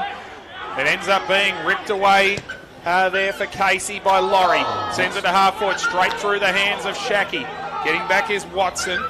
Flipped it around the corner. This was Brown to Hunter. Just goes for the open space towards goal. Darryl. Here's a chance for Will. But he was tackled as soon as he gathered the football. And a behind is all he can get for himself. I'll tell you what, though, I like the way he covered the ground there. He had a bona fide defender on him in Rosman, I think it was. And he led him to the ball on a long lead. Oh, Highmore just sells the candy beautifully to Ferris White, and now that'll be a 50-metre penalty. Thought it was less than the required distance. Still arguing might get a second one. Lockie Rankin. It's a big 50 too. Takes him right to the centre of the ground. Got Miller on here. Jimmy will mark. No question over top of Sipkovsky. Two ex-Frankston players. Spent 1 year here, each in different years. Moniz Wakefield ducked under the tackle and then kicked to open space. Now, come back. That was interesting, because Lockie Monica could have tried to gather the football and decided not to, knowing that he'd get the free kick if he didn't. Yeah, and why would you, knowing the balance of probabilities these days says it's always going to be a free kick as he goes long here. He just let that go past. Drives it in towards full forward. Hennis knocked away. Signorello front and centre. Was that high contact? Umpire said no. Hennis is having a bit of an almost game today, Brendan. He's getting near the footy, getting his hands on the footy. But he'd like to be finishing off his work. As I said, first game since 2022 at Sandringham for Cody Hennis. It came out the back, snap around the corner. He likes it, Billy. He doesn't. Does he get it? I think he does. He does get it. Billy Gowers has kicked 5 in the first half. Two of the better goals you'll see on the left foot amongst those. Both Smithy snags, in my opinion. The first one on the run from the boundary at the Car Street end, but geez, that was a sweet contact off the left boot, screwing it over his right shoulder. Oh, outstanding work from Billy Gowers. He kicked 7 in a game for Southport early on. It might have, I don't think that was against Carlton in the first game that Southport played in the league. It might have been the following week, but he certainly started like a train for Southport in 2021 when they arrived in the competition. What we're also seeing, Brendan, is the big body of Jimmy Miller's having an impact through the middle of the ground. So I mentioned he was down last game against Frankston, but he's really having an impact here. Verrill's now in the ruck against him. I imagine he's going to jump over the top of Miller here, but Miller should drive the body through. You'd think he'll try. He likes the physical stuff, Jimmy Miller. He didn't really get the chance to. And he gets a free kick against him. So Will Verrill will take it from the defensive side of the centre circle. Changed his mind once and then shouldn't have gone that way because he made a mess of the kick to Moody. Turnover time, Stubbings. Floats it to half forward. Turner did well, but then slipped over after gathering the footy. Yeah, a bit of a comedy of errors there. Big Verrill getting quite keen on his ability with the ball through the middle of the ground. Possession number 13, I think it is for him. Just missed his target. Werribee leads Richmond 52-26. Gold Coast over Box Hill 39-2. Heading towards half-time there. Inside 50s here, 24 apiece. This will make it 20. Will it get inside 50? Oh, no, because that was absolutely crunch. Keep an eye on that as Hunter's kick is partially smothered. Highmore couldn't take the mark. Desperation from Jefferson at the base of that pack. And it's going to be a ball up in the centre. 28 and a half minutes, just the 4 goals in this quarter. You wouldn't think there's too much time left on the clock. It's Tom Freeman who got absolutely poleaxed back there behind the play. He's gathered himself and he's okay, and he's going to be in this contest here.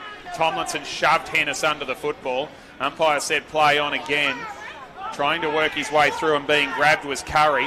Hand pass up, caught was Turner. Cops a clip over the ear as well. Strong tackle, dumping tackle against Angus Curry. He's a hard man to actually dump in a tackle, is Mitch White. Oh, yeah. He's got a bit of a mean streak about him, Curry, when he gets near the ball. So Mitch White, the skipper, brings it out towards the broadcast side and Fullerton sticks his fist through it and puts it out of play.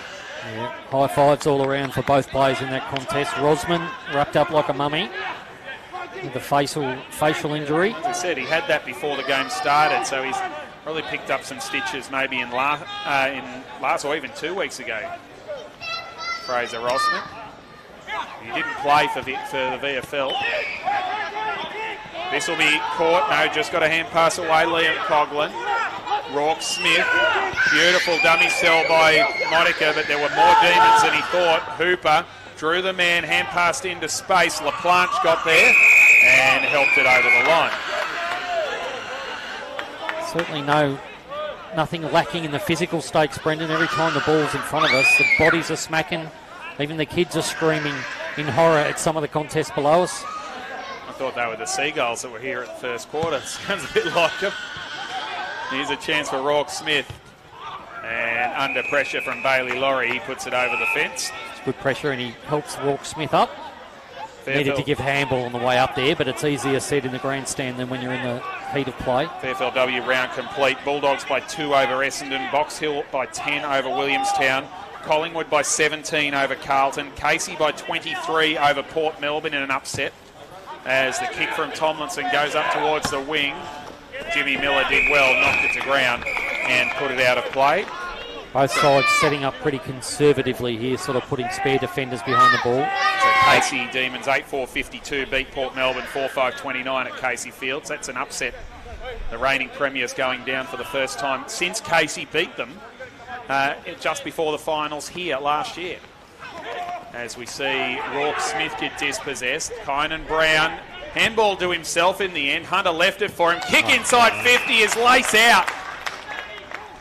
And Fullerton. Is it Tom Fullerton? Yeah, a really good mark down low. I think he's opposed to Highmore here. Highmore initially had the front position. Fullerton just picked up the flight of the ball, and it's really hard to take those marks down low. He gets a chance here to put his name on the scoreboard post the 32-minute mark of the quarter. It's only been 2 goals each this quarter, so I wouldn't have thought that there'd be long left. Distance won't trouble him. A huge kick for the Casey Demons. Tom Fullerton from right on 50. Kicks it nicely. Has it got the legs? You betcha! Fullerton kicks his first goal for Casey and cuts the margin back to 2 points in the shadows of half-time. Well, both sides are going to go in almost as they were at the start of this game. It'll be a contest of 2 even sides at half-time. We mentioned how both sides had set up conservatively. It was Brown in the end who was able to get some space, Kynan Brown. And it's funny, Brendan, how sometimes the kicks that aren't perfectly spinning or they don't go, they're not the silky smooth kicks. The forwards are the first to react, and that's exactly what Fullerton did on that occasion. He's had a somewhat interrupted sort of pre-season leading into this VFL season, but certainly starting to find his straps today. Yeah, this is his 3rd game at Casey since coming down from the Brisbane Lions, and as I said, his first goal in red and blue. So that will do his confidence no harm whatsoever.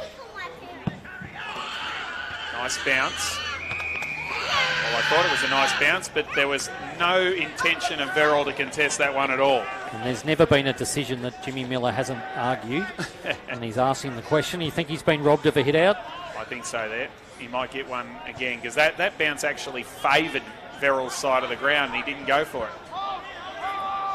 As we see the ball flick out the back, here's a chance now for Hooper, who's grabbed without the football. Imagine he'll go quickly here. They'll try and have one last shot at this. Or he won't. He's just asking for it to be calmed down a bit, is Harvey Hooper. And that's why. Because it is half-time here at Kinetic Stadium. Whoever gets that right is going to cash in here. It's a beautiful day at the moment here at Frankston, but that dark cloud just seems to be starting to roll towards us, towards the bay, as Verrill wins the first tap. Bailey Laurie's going to win the first clearance. Gets a hand pass through to Verrill, who ran on nicely. Pops it up towards half forward. Oh, Jefferson, did he? No, it's... free kick, it's Fullerton. It's Fullerton. Yep, we mentioned that they've really loaded up deep forward. So they've got Baker Smith, trying to think through the Toby Watson and Tom Highmore are the 3 opposing defenders. That they really want to keep Rosman as a floating defender to Port Melbourne. But Fullerton's 200 centimetres. That's a tough matchup for anyone. He's kicking from about 45 metres out, 45-degree angle. And he sprays it out to the right and just scrapes it in for a behind. It's 1-2 for Tom Fullerton. Really impressive Verrill again, Brendan, really getting on his bike outside of the ruck contest. Hurd brings it back into play. Lovely kick. Gets it to Smith. That's Baker 50. Smith. Yeah, he made a really late decision to come off the mark then. I think it was Bailey Laurie. Stood his ground. It's not Laurie, I'm actually dobbing him in there. It might have been someone else. But stood his ground on the mark and then decided to come back late. So always going to be 50. It was Kai Windsor who conceded that one. Inside 50 it goes. Tomlinson dropped the mark. Adams fed it back. Oh, caught was Freeman. Great tackle. And he saw too. And it is Jacob Conlon who has a chance to kick his first goal in red and blue. Kicked a couple in 3 VFL games for GWS. Also played 12 NEFL games for the Giants previously. Talented family, Brendan. Lucas has done a hamstring. He's also on Port Melbourne's list. Sister Jess plays in the Sydney Swifts. Younger brother making a debut today.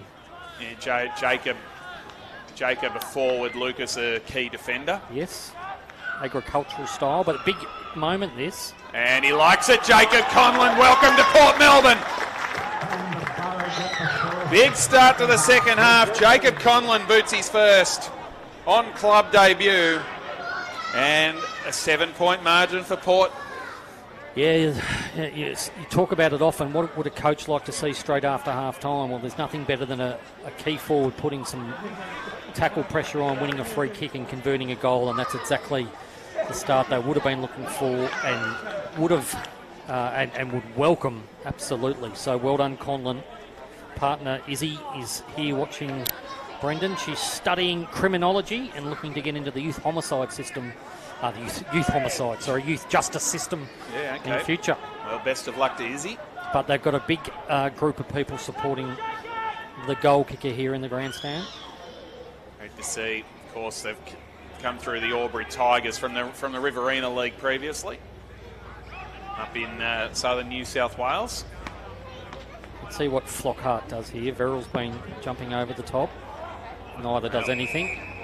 And that is correct. That is a Shepherd. He ran underneath the football and took his opponent out. So Verrill goes towards half forward. Rankin slaps it down. Fullerton hacks it out of mid-air. Quick hand pass over the top from Stubbings. Rourke Smith back to Hooper. Turns back inboard nicely. Puts it on the right boot and sends it long up towards the wing. Tomlinson gets a fist on it. That was nice. Floating in to pick it up there was Windsor. He went back across and got it to Cross. Across to Cross. Cross to Cross. Noughts and crosses. Naught number of marks taken in that contest. I had to say it was terrible, I know. Walker caught. Lovely tackle on Turner and he's got him. Yeah, fantastic. Campbell Walker, beautifully done. Also with the tape going, but a good reward for effort there. Finds Hurd through to the middle of the ground. Tom Hurd. Rourke Smith's the option he might go for here. Still being left all alone, Rourke Smith. Surely you can see him with the orange boots on. He didn't go there. He went to half forward, and that's a clear hold. Billy's not happy. Going in favour of Casey. Freeman's recovered from that. Looked like an ankle injury only about 90 seconds ago. When he was holding the ball. Tom Freeman with the free kick. Pops it across here to Tomlinson, who then goes into the back pocket. Oh, that's dangerous. Moniz Wakefield kept it in. Signorello arrived. Moniz Wakefield butted up nicely. Lovely spin from Connolly. Put it back in to Adams under pressure. Hand pass in. Moniz Wakefield threw it on the boot. That's well worked. Now it's Brown. Goes on the 1-2 with Laurie. Steps around beautifully on Flockhart. Verrill over the back. Here's Seston. Kick it to Shackey. Did he see him? He didn't see him. Slipping over there was Fullerton. He recovered. Got a hand pass back inboard. Rossman's wrapped up and it fell apart. Well, they could almost open a butcher shop, Casey, with that was a goal that they've just coughed up through a lack of poise. Shackey is furious with his teammates. Yeah, didn't see him, did he? Verrill took it out of the ruck, but the kick was taken off his boot. Stubbings threw it on his foot. It's out towards half-back. Moniz Wakefield with a wonderful tackle. Through, however, goes Curry, has a bounce. Gave it to Signorello. Back to Curry. Runs to 55. Pops it into the pocket. Beautiful vision. Is it Conlon again? Yeah, man, with the hot hand, he's telling everyone to go back. You'll find Signorello in the pocket. Well run by Matt Signorello. Followed up nicely to provide himself with a shot at goal. He loves a shot on goal at the best of times, Signorello, but he was unselfish in the lead up to that. But we go back to that. You know, we spoke about the use of the ball going inside 50. Brendan would be a big factor in this second half, and Casey, they just had a golden opportunity to convert a fairly simple goal. It might be the classic 12-point turnaround here. Matt Signorello from 35 metres out, 45-degree angle, goal umpire watches it sail over her head. Georgie puts up 2, and that was the 12-pointer as Casey paid the price for wasting the footy in their forward line. Yeah, and he's a class player, Signorello, a former draftee of the Adelaide Crows. I think he's going to have a terrific season, Brendan, particularly given that they've got some more options up forward. Port Melbourne, Miller's providing a strong presence. We've got Conlon there now. He sort of formed a 1-2 combination with Gasper over the last couple of years. They were good mid-sized forwards, but he's going to get some easier matchups, I think, with this influx of new forwards for Port Melbourne. And when he gets a chance, he generally makes the most of it. He does. We did say the other VFLW winners, Western Bulldogs by 2 over Essendon, Box Hill 10 over Williamstown, Collingwood 17 over Carlton, Casey 23 over Port. The other 3 scores we didn't say, Geelong 5-3-33 held off Darebin 4-2-26, and the 2 guest teams had massive wins. GWS 9-10-64 over Southern Saints 2 points, and Sydney 17-12 1-14 over North Melbourne 4-1-25. A quality lineups, those 2 Sydney sides, as Port go forward again. And this is Josh Green, who sends it inside 50, arriving, picking up beautifully, and then giving the hand pass off was Gowers. Signorello gave it off to Curry. He ducked into that. Umpire didn't fall for it. It's a ball up. Oh, Billy, I thought he could have put it on his boot then. I would have almost backed him from 45 metres around the corner, but almost too unselfish on that occasion. Signorello's got a goal. He's trying to bring him right into the game there as Curry gets too high there on Sipkovski. He did well to keep his feet there. Just his 3rd possession for the day, Sipkovski. He's a talented player. On his Wakefield. Brings it up to the wing. Big men to fly, and Rossman. He was about 4th in line there, and he took the mark nicely. He'll bang this deep forward here, and that's why they want to have him as that sort of 3rd or 4th defender, so he can come in off his man. Miller's just saying, put it in front of me. He does that. Heads down there. It's all Demons. Miller almost took the mark. Got a hand pass over the top. Swinging around Gowers. Got it back to Conlon. Through the hands of Walker. Conlon around the corner! There's a Smithies for you. Jacob Conlon, what a beauty, Mick O'Neill. Yeah, he's had a hand in all 3 of the second half goals. The first from a tackle. Second, he's unselfishly passed off to Signorello, but then a really neat snap around the body. I think the concerning thing for Casey is how easily Port got their hands on the ball at ground level. Miller got a handball. I think they had 4 handballs in a row before they found Conlon. And he's clearly got some forward craft, Brendan. Successful up in the Ovens and Murray League as a forward. And he's really got the hot hand now. Yeah, a couple in a row there. Now he believes.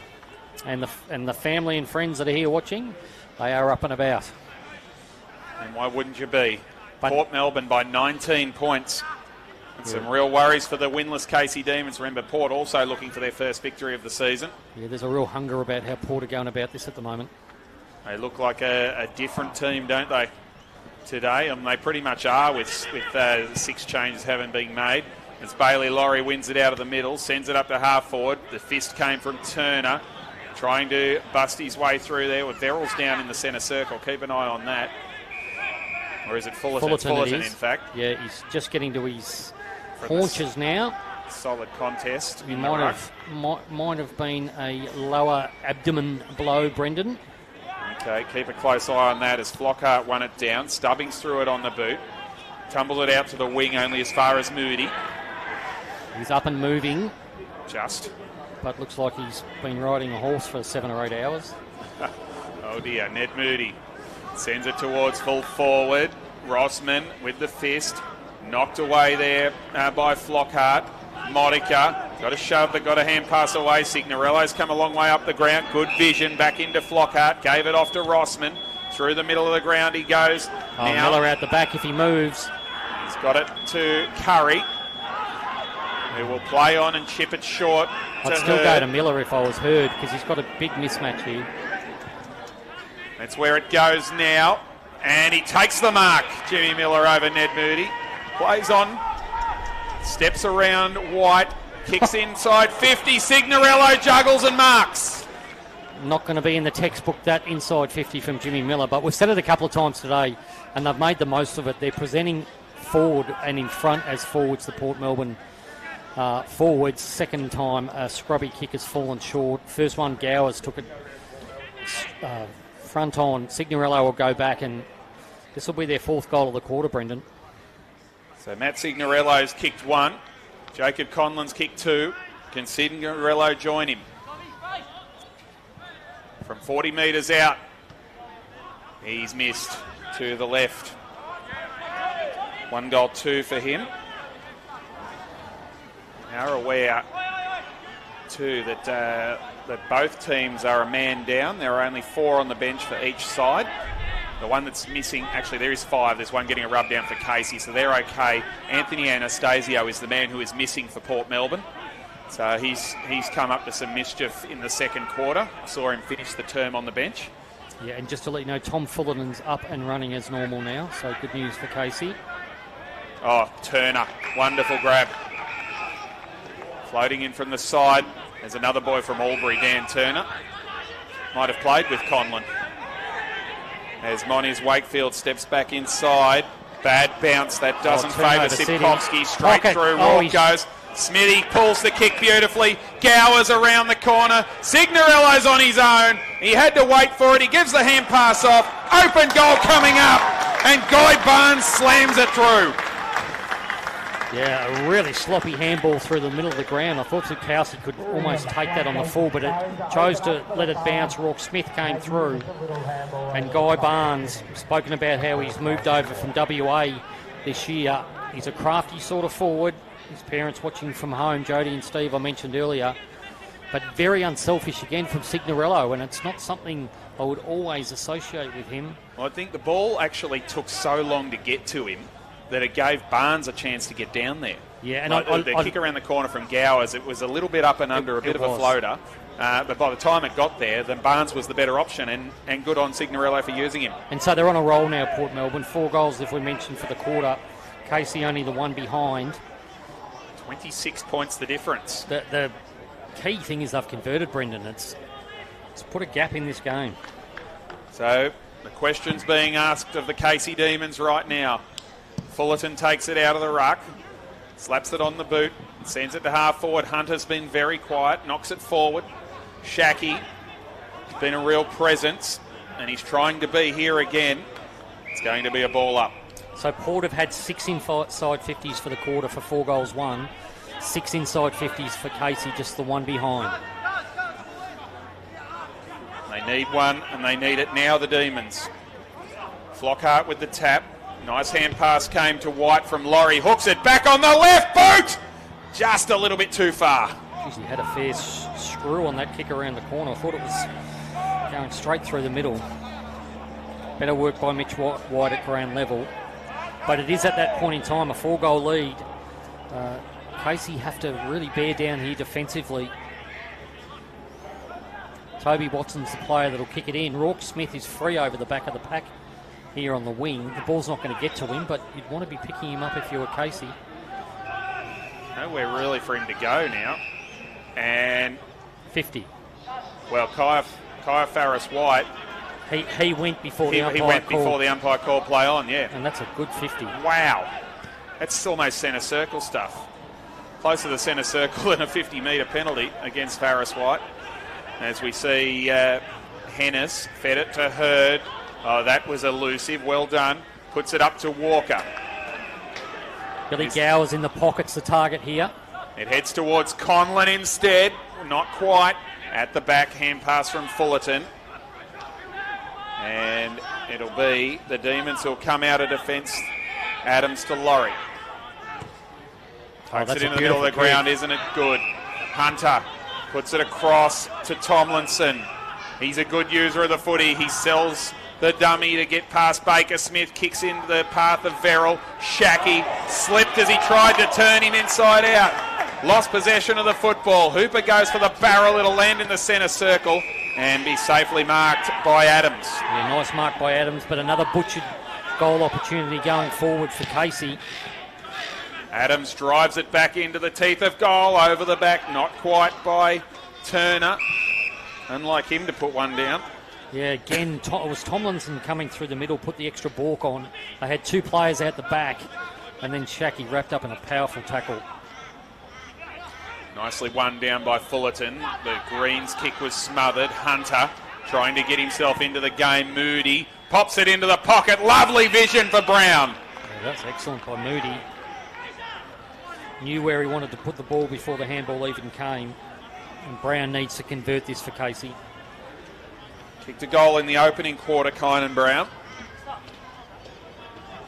A little bit of how do you do, Dan Turner and Hennis. So Hennis tried to engage Turner and just got ragdolled. As we see Brown kick from 40 metres out and kick it beautifully.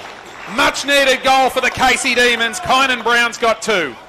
Yeah, they'll be really pleased with that. We spoke about Moody. He's done a few nice things in this third quarter. He's up to the 9 possessions, but had really good peripheral awareness and vision then. Got the ball and laced it out onto Kynan Brown, and that's a good conversion. Seems like a good pocket to kick goals from today. We saw Billy Gowers kick one from the boundary line or outside the boundary line. But more importantly for Casey, that comes against the run of play. Port kicked the first 4 goals of this quarter. Gets them back in the momentum of this game anyway. They've had one more score, Casey, but they have been extremely wasteful, not just in front of goal, but around the ground too, haven't they? They have. I'm just looking at the main offenders. Fullerton's had the 1 goal too. Cross, Edwards, Farris White missed an easy goal earlier in the game. Laurie, Verrill, Mitch White have all missed goals. But more importantly, Brendan, they're back in the game. So umpire Matt Young slams it into the turf. Flockhart with the tap. Strong tackle put on Green. Spills out to Verrill, stolen by Curry. Throw it was, and the decision's right. So the free kick will go to Port Melbourne. Is it Philp with the ball? It certainly is. And he'll go short and wide to Stubbings, playing his first game of the season. Verrill's a loose man behind the ball here. Felix Flockhart's just pushed down to engage him, so they've got the option of going longer to equal numbers now if they want to. It's a wonderful contested mark by Rankin. He plays on and puts it up towards full forward. The fly from Miller, couldn't bring it down. And it should be held up here, and is. Yeah, what he's doing, Jimmy Miller, he's competing strongly in the air, and there's soft drops at ground level that's allowing players like Hooper, you see, getting up off the ground now. It's becoming predictable where the crum's going to go. Jefferson in the ruck this time. Seston brought down. Played for a high free kick there. Umpire didn't fall for that.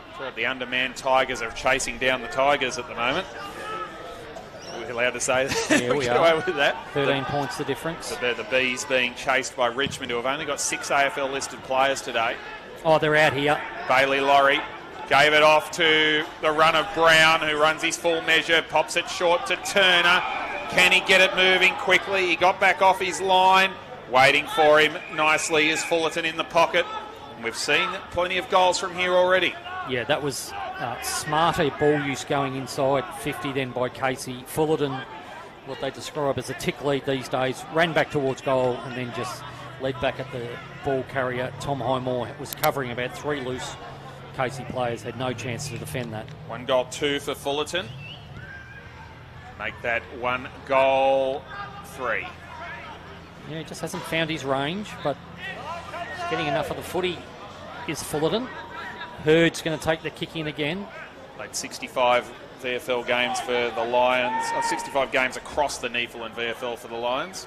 Setting up quite short here, the Port players, but he's going to have to go longer than that.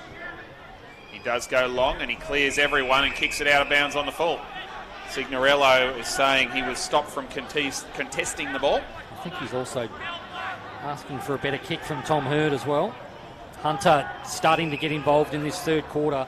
Was very quiet in the first half. What did you say? Only had 2 touches into time onto the second quarter, Lockie Hunter. Yeah, he did. This is a nice kick in. This gives the big man a chance. Flockhart put a fist onto it. Hennis, base of the pack. Then he picked up the loose ball and just dumped it out of there. Conlon's come a long way up the ground, got it to Curry, stepped through one, got a hand pass away, Philp to Hooper, sold him up the river, Roan Steele got him. Philp picked up the loose ball, Curry caught, Moniz Wakefield sends it back for the Demons. Knocked to ground there by Coughlin. Brown left it behind, off the ground, Seston. It'll come up to Hurd, but Highmore was caught over the shoulder. And a timely free kick for Port Melbourne as he go. This might get turned over here. Walker has to go with the spoil on cross. He did well. He got it down to the advantage of Coughlin, who goes and wins it again. Curry has really stepped up since Anastasio went off. It'll come to Adams here from Moniz Wakefield. Chisels the kick to half forward. Brown spent it before he had it. Hooper with strength. Got a kick away. Conlon, can he gather? He can't. Moody goes through the ground. LaPlanche misses Connolly with his handball and lets out a cry of frustration as it goes out of play. Yeah, the pressure's gone up in this game. You can see it's becoming much more physical around the stoppages. There's a premium on shore ball handling here. Neither of these teams want to go 0-3 in a competition where you're going to need at least 10 out of 18 to make the finals. That's a Lockie Hunter special there, but well done by the umpire and Josh Green. I've said that about every game. Nicely. Yeah. Philp, handball missed Walker. He went back and got it and then had the ball pinned to his chest. 65-47, time on to the third quarter. Flockhart's looking exhausted in the middle here. He's been doing it basically all himself, hasn't he? As Hurd tumbles the kick inside 50. Here's a chance for Signorello. Didn't see Curry. He did see Barnes. Barnes for a couple in a row. It doesn't bend back. He had a handball on the outside initially, Signorello, but he does like to hold onto the footy. Still another opportunity for Barnes. He's showing he can be dangerous inside forward 50 for Paul. So Tomlinson will take this kick out here. He's normally an expansive type kick. He loves... Well, he does love finding a short option as well. Braden LaPlanche. A name that belongs in Hollywood, this one, I reckon. Yep, on debut. Sets it up to the wing. Turner will have a clear run at the football. Got rid of Flockhart early. Took the mark. He played on with the centering kick. Modica put the pressure on, but up to the task was Paddy Cross. He's very, very good player, Cross. Moody receives, gives it to Tomlinson. He'll chip it out wide to Steele. Kick not the best. Walker got a hand in, but it still got to Hunter.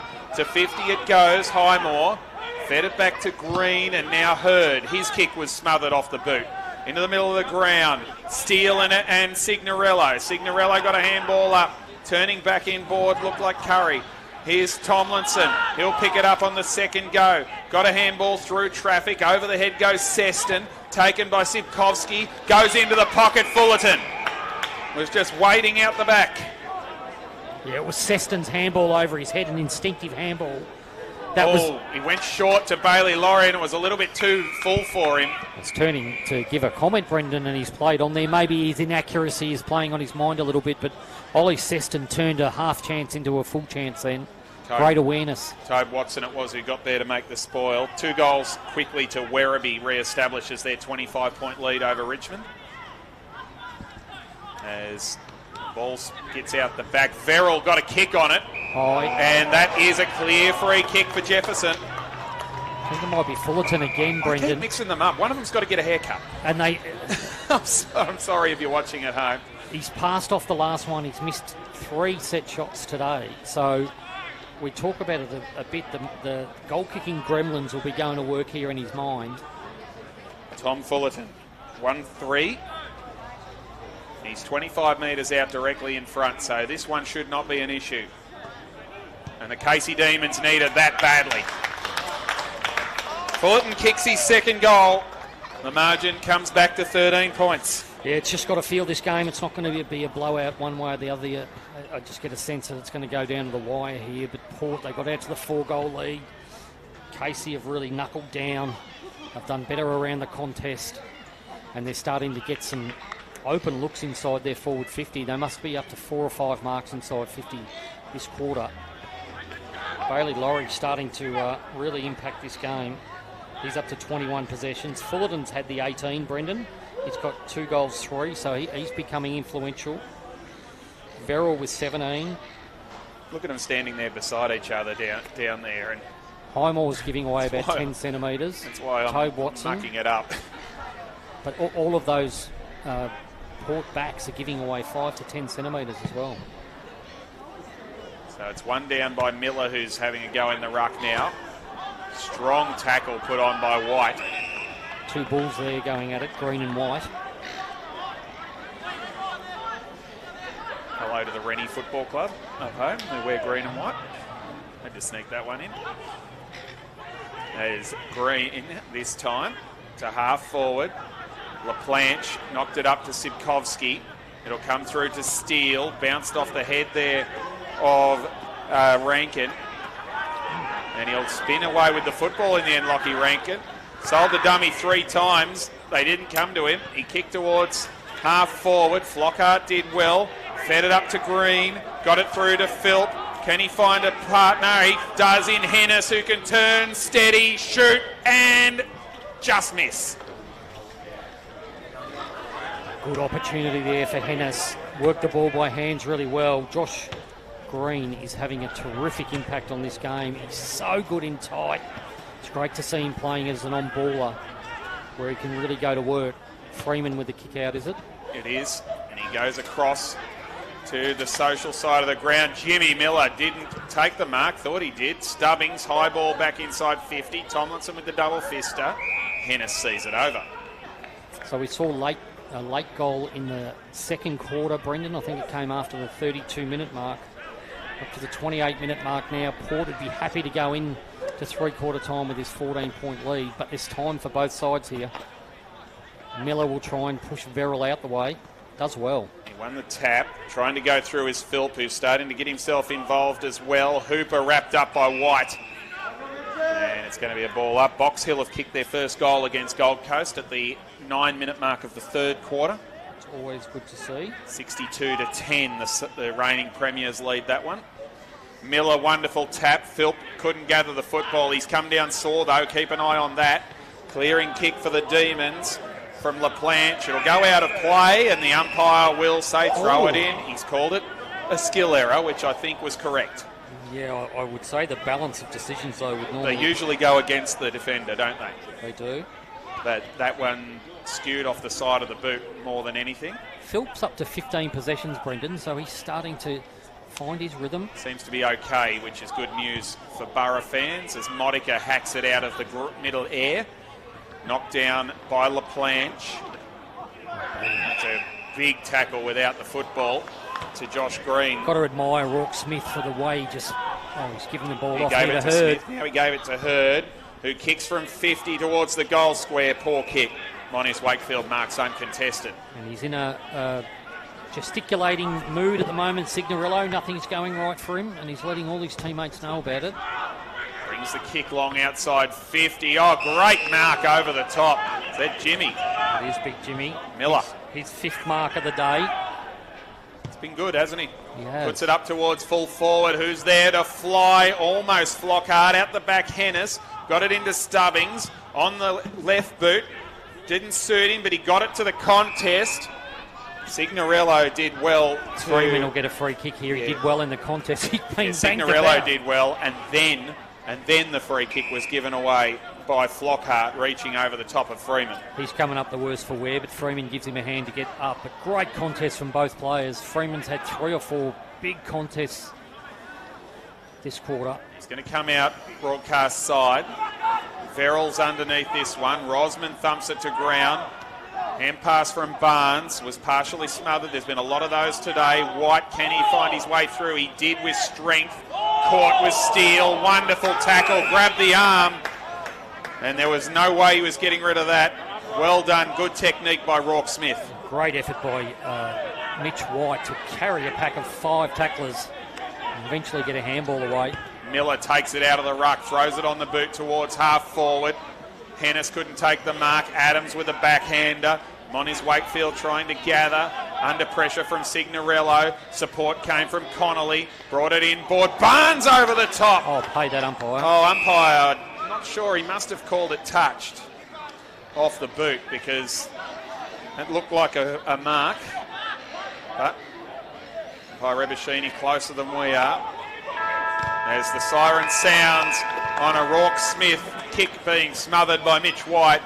And, well, we're set up for a big finish here because Port Melbourne chasing their first victory of the year. Hodgin in favour of the Borough. Can they finish the job off, or will Casey come over the top? Nice tap down by Flockhart.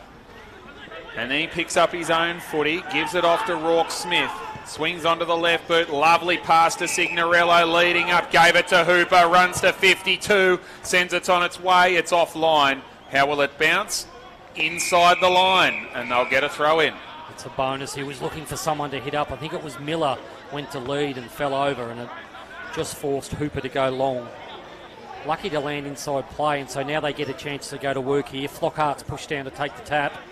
Hooper's on the move here, opposed to Mitch White. Fullerton taps it down. Hooper straight through. He couldn't get past White. Whistle.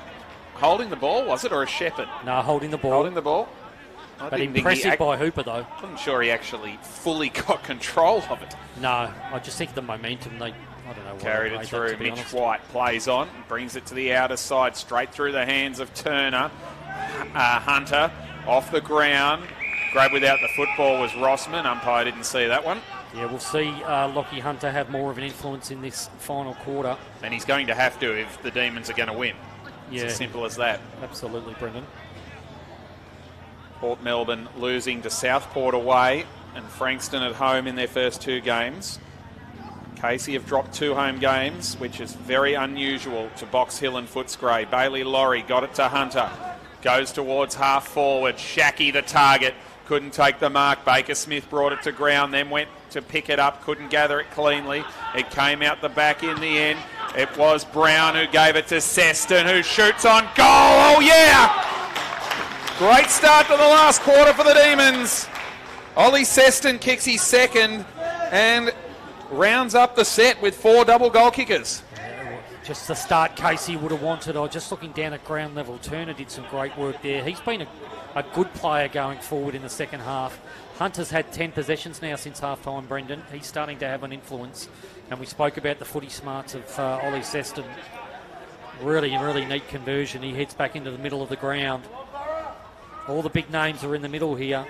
Hooper, Rourke Smith and Green for Port Melbourne. Seston, Laurie, and the big bull in Mitch White for Casey.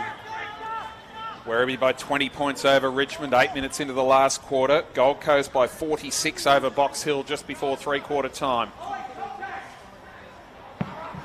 As Fullerton decides to stay down, he ends up getting the hit out. He also ended up tripping his opponent over with the flailing leg. Flockhart's starting to jump really early in these centre bounces. Gave away a free kick in the third quarter, but they're starting to wake up to what he's trying to do. When that tap, Walker, Hurd, somehow got through and got a kick away to half forward. Tomlinson up against Miller. Oh, Tomlinson tried to be cute. Miller won the football, kicked it to half forward. Gowers. Freeman just got a hand in at the right time. Taken by Connolly. Demon thrown to ground behind the play. And it's out of play just as the kick came away for Port Melbourne. Yeah, big win at half forward for Miller against Tomlinson. You wouldn't have backed that foot race to go Miller's way. Well, Tomlinson tried to backhand it, but there was no one there. He backhanded it straight to Miller. So on the 50 for Port, Fullerton in the front. Clearing kick came from Seston. Up towards half forward. Turner's got a couple to deal with. Rosman wins the footy. Rankin came in for support and gave it back to Watson. Stops, props, draws the man. Hard up against the boundary line. And that kick will bounce wrong side of the line on Baker Smith. Seston's going to kick this. I remind myself that Rosman was a teammate of many of these guys only a couple of years ago. Seston went to Tomlinson. He changed his mind and turned back inside Miller. Sent it up to the wing. The mark was dropped for Port Melbourne. It was taken away by Cross, who moved it towards half forward. Turner sold the dummy beautifully. Stepped inside to 45 and kicked a beauty! Little Smithy snag there. And a big time goal for Dan Turner. And the move to the forward line pays off. Shades of Sheedy in 1984. Weston going forward for Essendon, but this has been a genius move, putting him up forward. His leg speed's phenomenal. You saw that chase for the footy with Fraser Rosman. He made up about 15 metres on those two, and he's got a real bounce about him now, Turner, as most defenders do when they get the opportunity to go forward. Well, 26 points has become 2, and the questions are now being asked of the Borough in their 150th season. What sort of a response do they have? Remember, they're a man down. They lost Anthony Anastasio in the second quarter. They got Philp and Hennis in at the centre bounce here, so it's not their primary A-graders for Port Melbourne. They'll need to battle to even this. Verrill with the tap. Was Philp held? Umpire said no. We'll have another ball up. Next goal, well, that's an understatement that I don't even need to make. Philp won it down. Laurie, was he held? Doesn't matter, won the footy anyway. Fires it up towards half forward. Turner, big fist in from Highmore. Then he'll get it back. A wonderful handball from Walker. Short ball, Signorello. Plays on short. Oh, Hennis spent it before he had it. Has to go back and get it a second time. Gave it to Rankin. Somehow got a hand pass out and he's gone down hurt.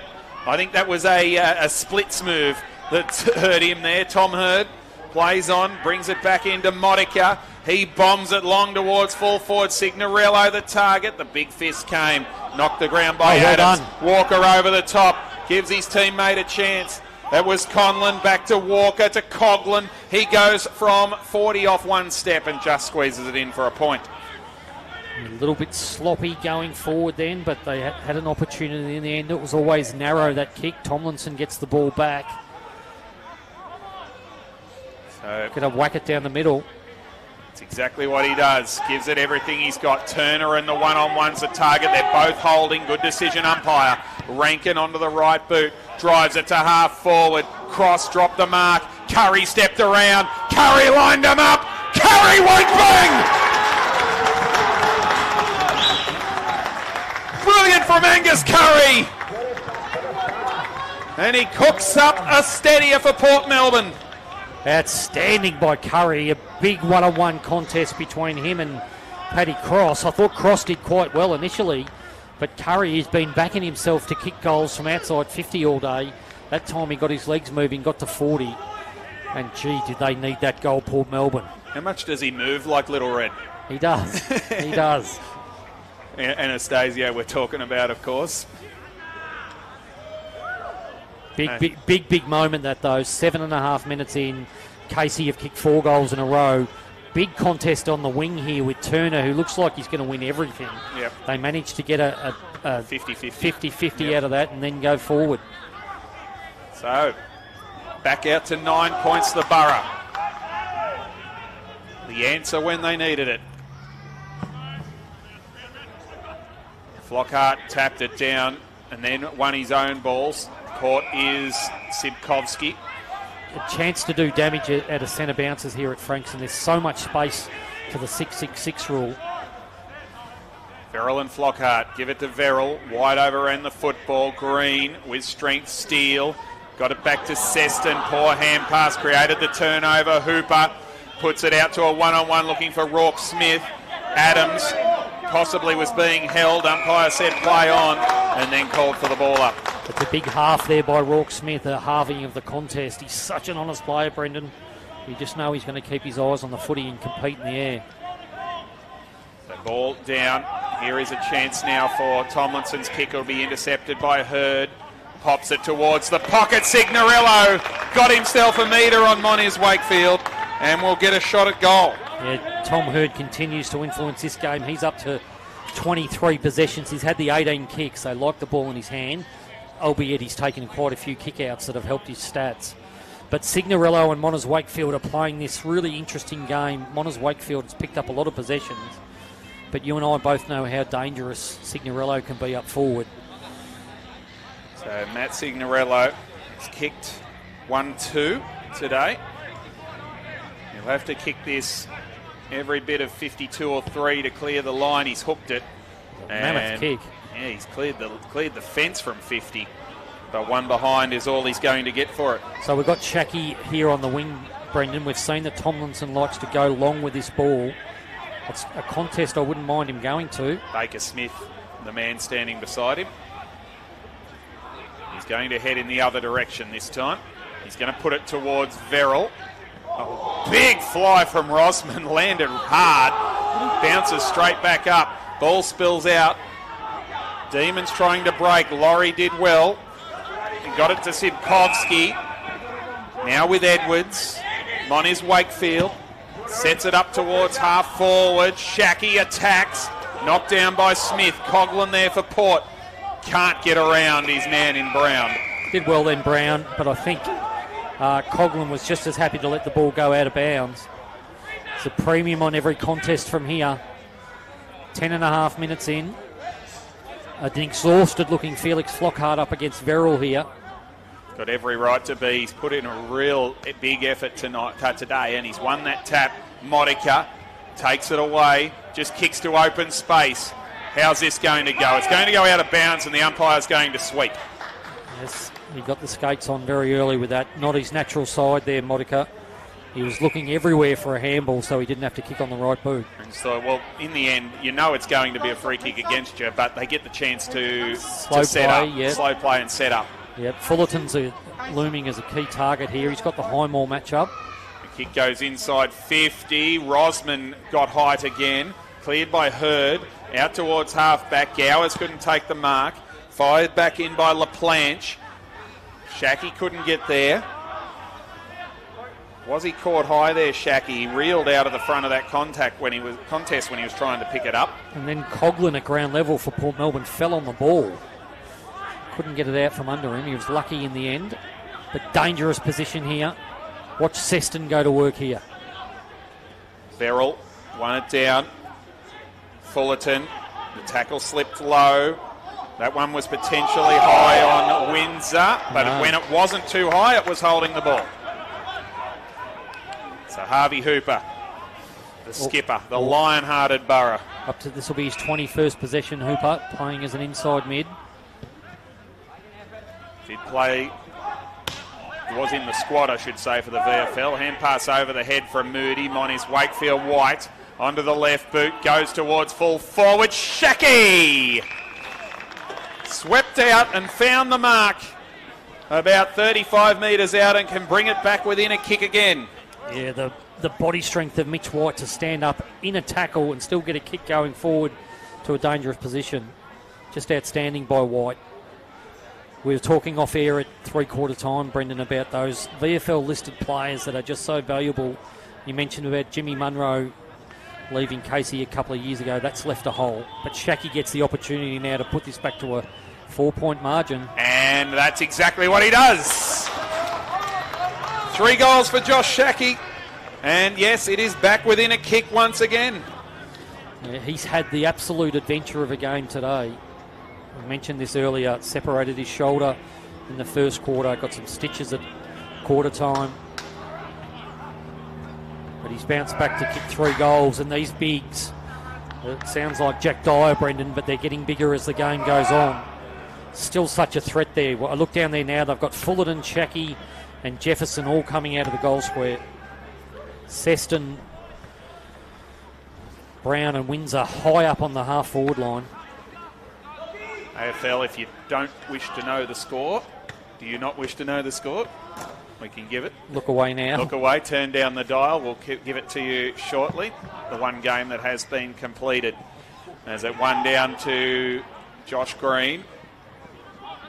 Hooper. He's caught. Held to him.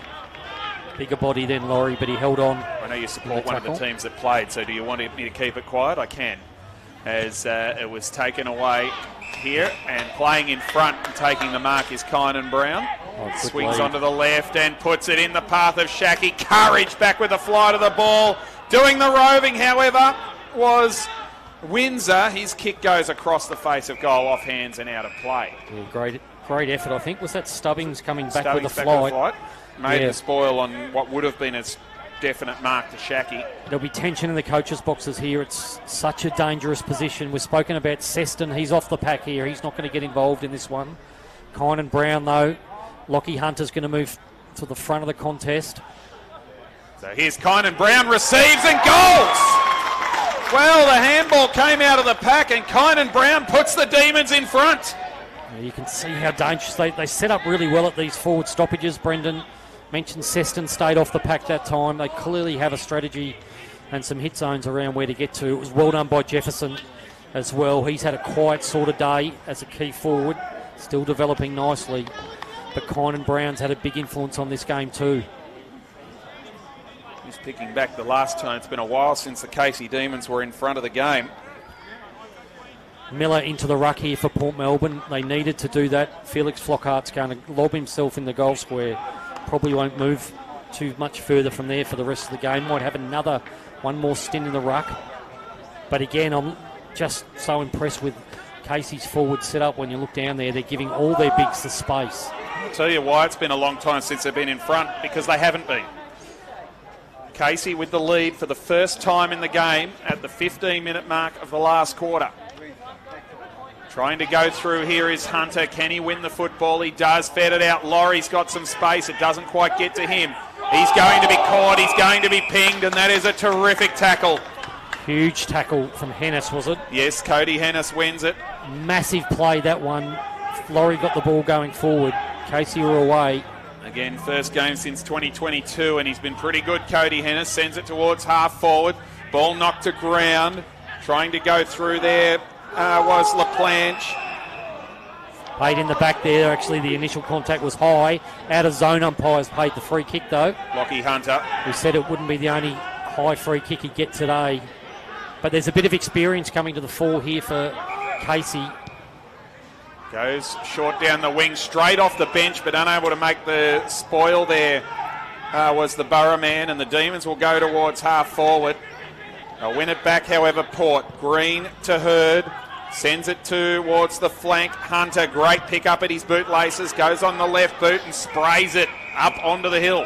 Robbo nearly got a possession in the timekeeper's box then. Just see the fatigue kicking in for Lockie Hunter there. Tough take below his knees. Smith of the Baker variety. Oh, this will be a turnover.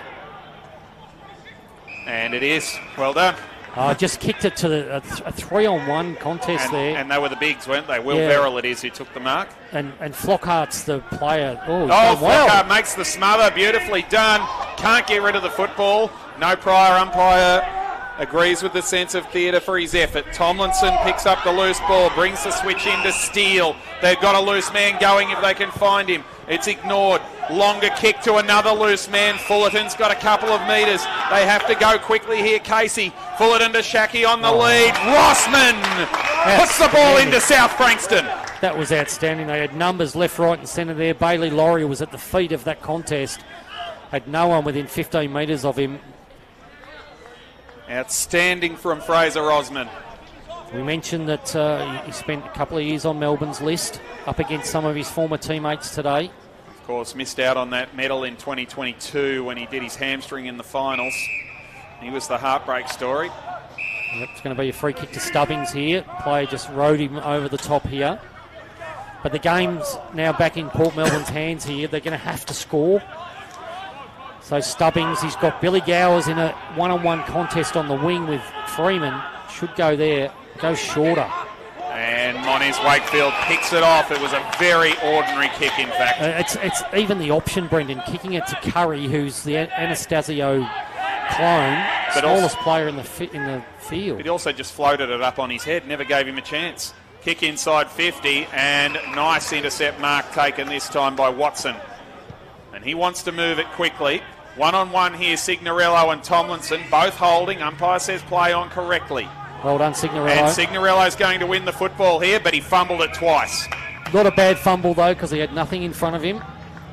And I expected that ball to come back unopposed when Tomlinson was standing underneath it. But 19 minutes in, stoppage almost on centre wing. Flockhart's back in the ruck against Verrill here. The big men to go. Verrill got it down. Walker wrapped up straight away. 19 and a half. A tick by. So just looking forward of the ball, you've got Toby Watson is on Fullerton, the danger man. Here is Philp, who can't get out of there. Verrill does. Gets a kick towards half forward that comes off hands and goes straight back into the scrimmage. It's getting to that point of the game, Brendan, where a little bit of class around the ball is going to be really telling. Werribee by 21 over Richmond. Gold Coast by 51 over Box Hill. Here it is 2 points to Casey, and this kick from Hunter will go towards the line and bounce inside. So they'll get a throw in, and they'll get a chance to set up. Port players appealing for insufficient intent, but the right decision. Flockhart's really got to knuckle down here. Verrill's been pushing him off the line of the ball here and getting good taps out. One down by Flockhart. Trying to get through there. Is that Coughlin it was. Shrugging under the tackle was Hunter. Kick from, this time it was Jefferson. Yeah, he's fishing for a free kick here, Hunter. Didn't get one on that occasion, but what he's doing is get his hands on the footy. He's up to 18 possessions now, Hunter. He's had a really good second half. But he's a real danger around this ball here.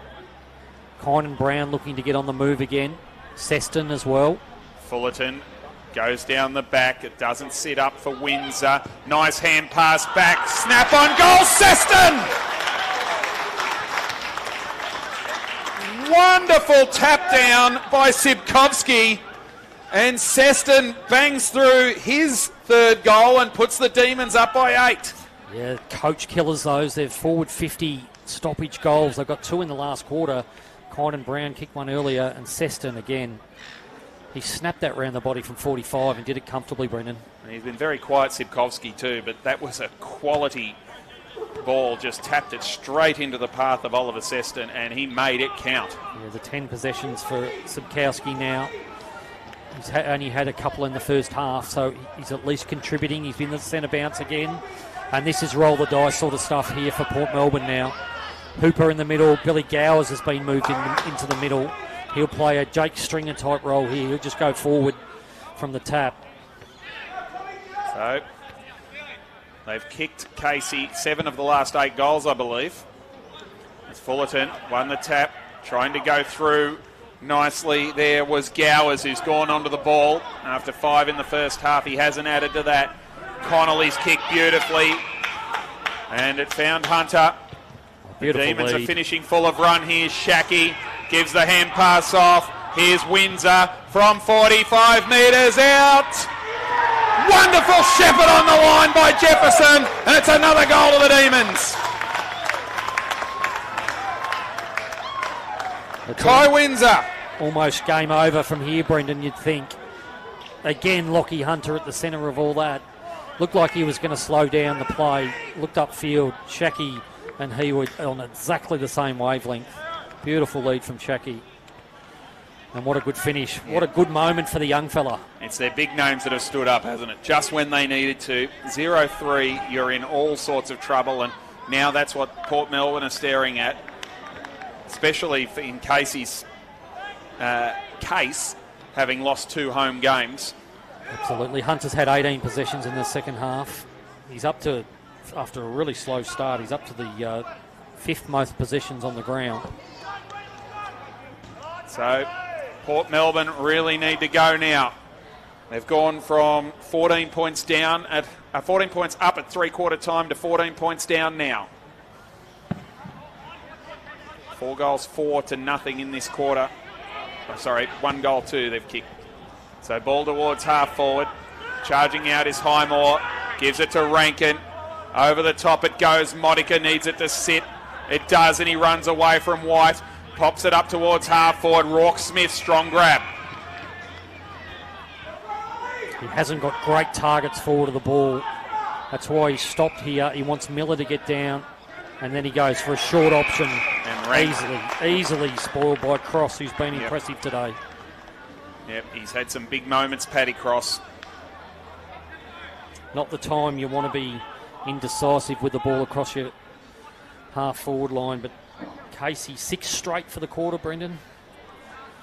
Yep, six goals straight to 1-2 for that 28-point turnaround.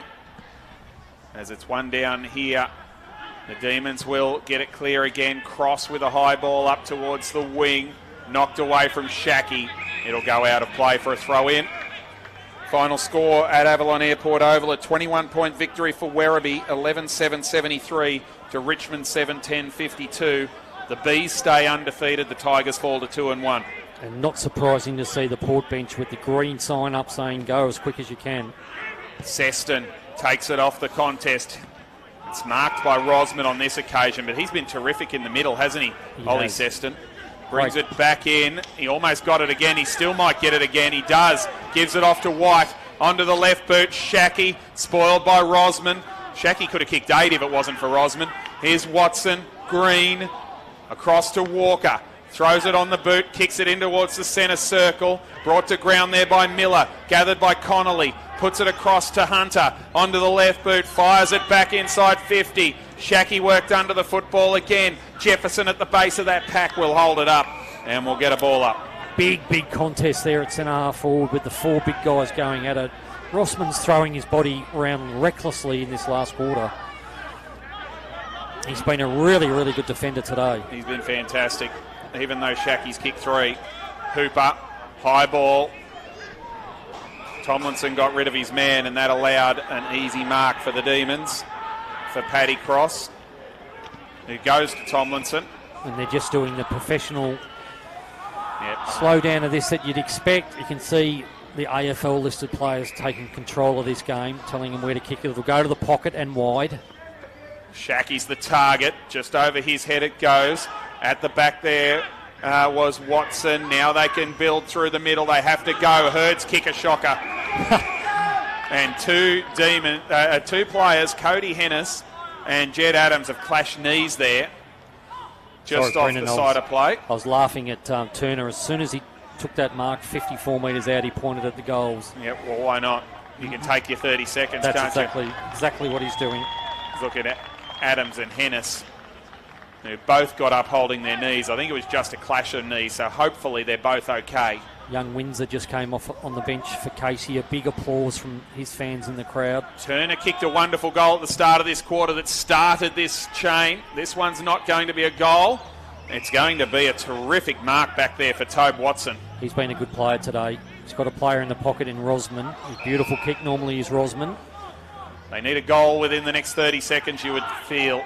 They've got Rourke Smith on the wing here. Modica decides to go back inboard to Hooper, to Highmore. Just pokes at it and turns it over. He's been a good player today, Cross. Going to look up his stats while you watch the play, Brendan. And he'll take as long as the umpire allows him, Paddy Cross. 17 possessions, the 17th possession coming up for him. This has been a terrific last quarter from the Demons. Shoved out of there was Rosman.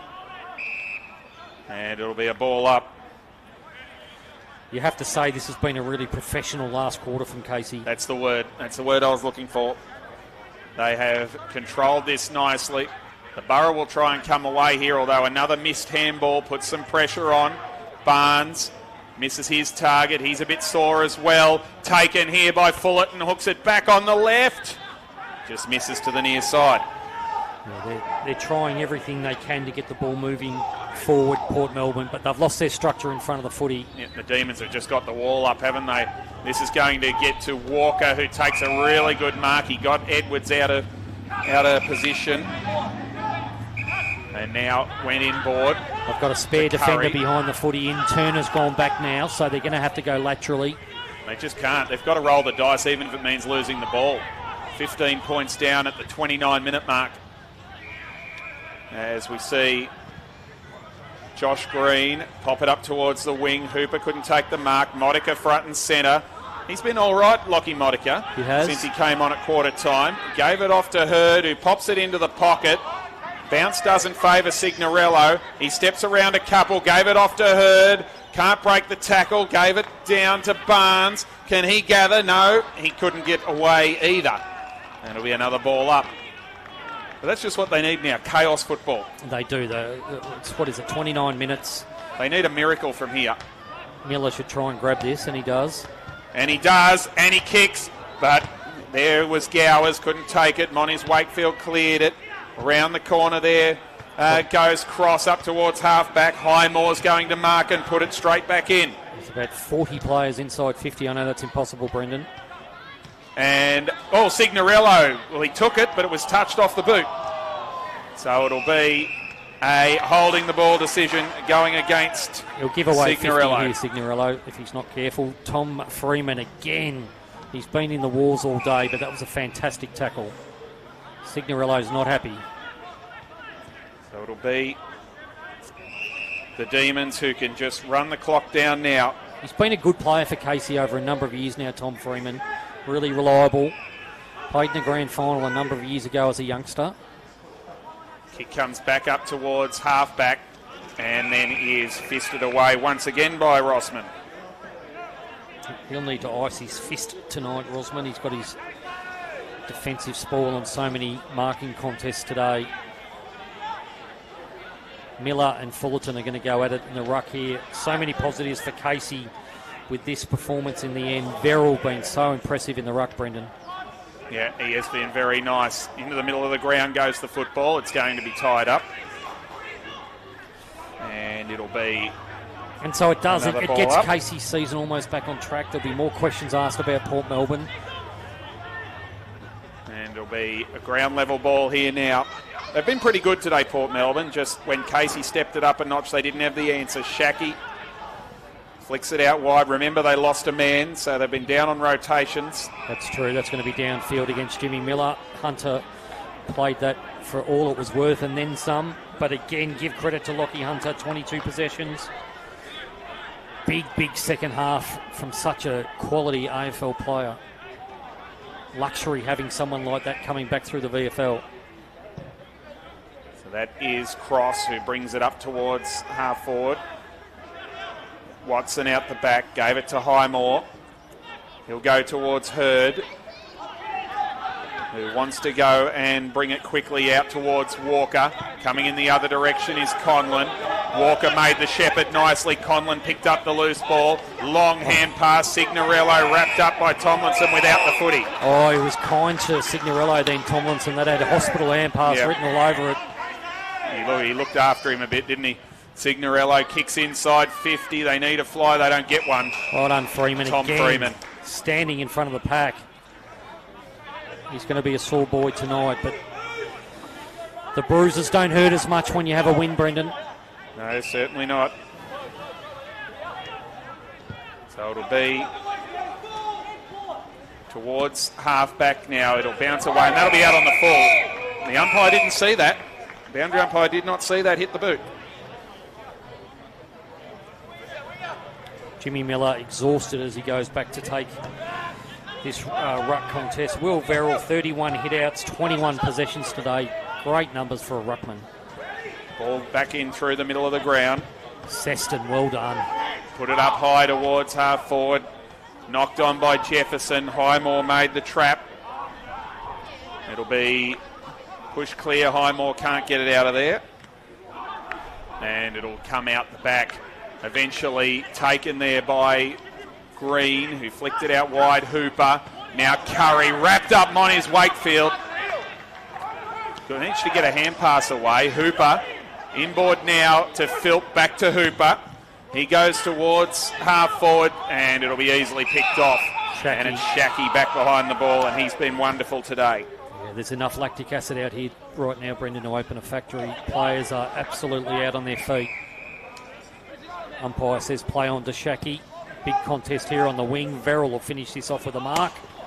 Not quite, just got a fist on it, brought it down. Rankin, beautiful sell, and his hand pass goes through, and Casey Demons have got their season underway. They've come from 14 points down at three-quarter time and kicked 6-1 in the last quarter and run out with a very handy, impressive and important 15-point victory.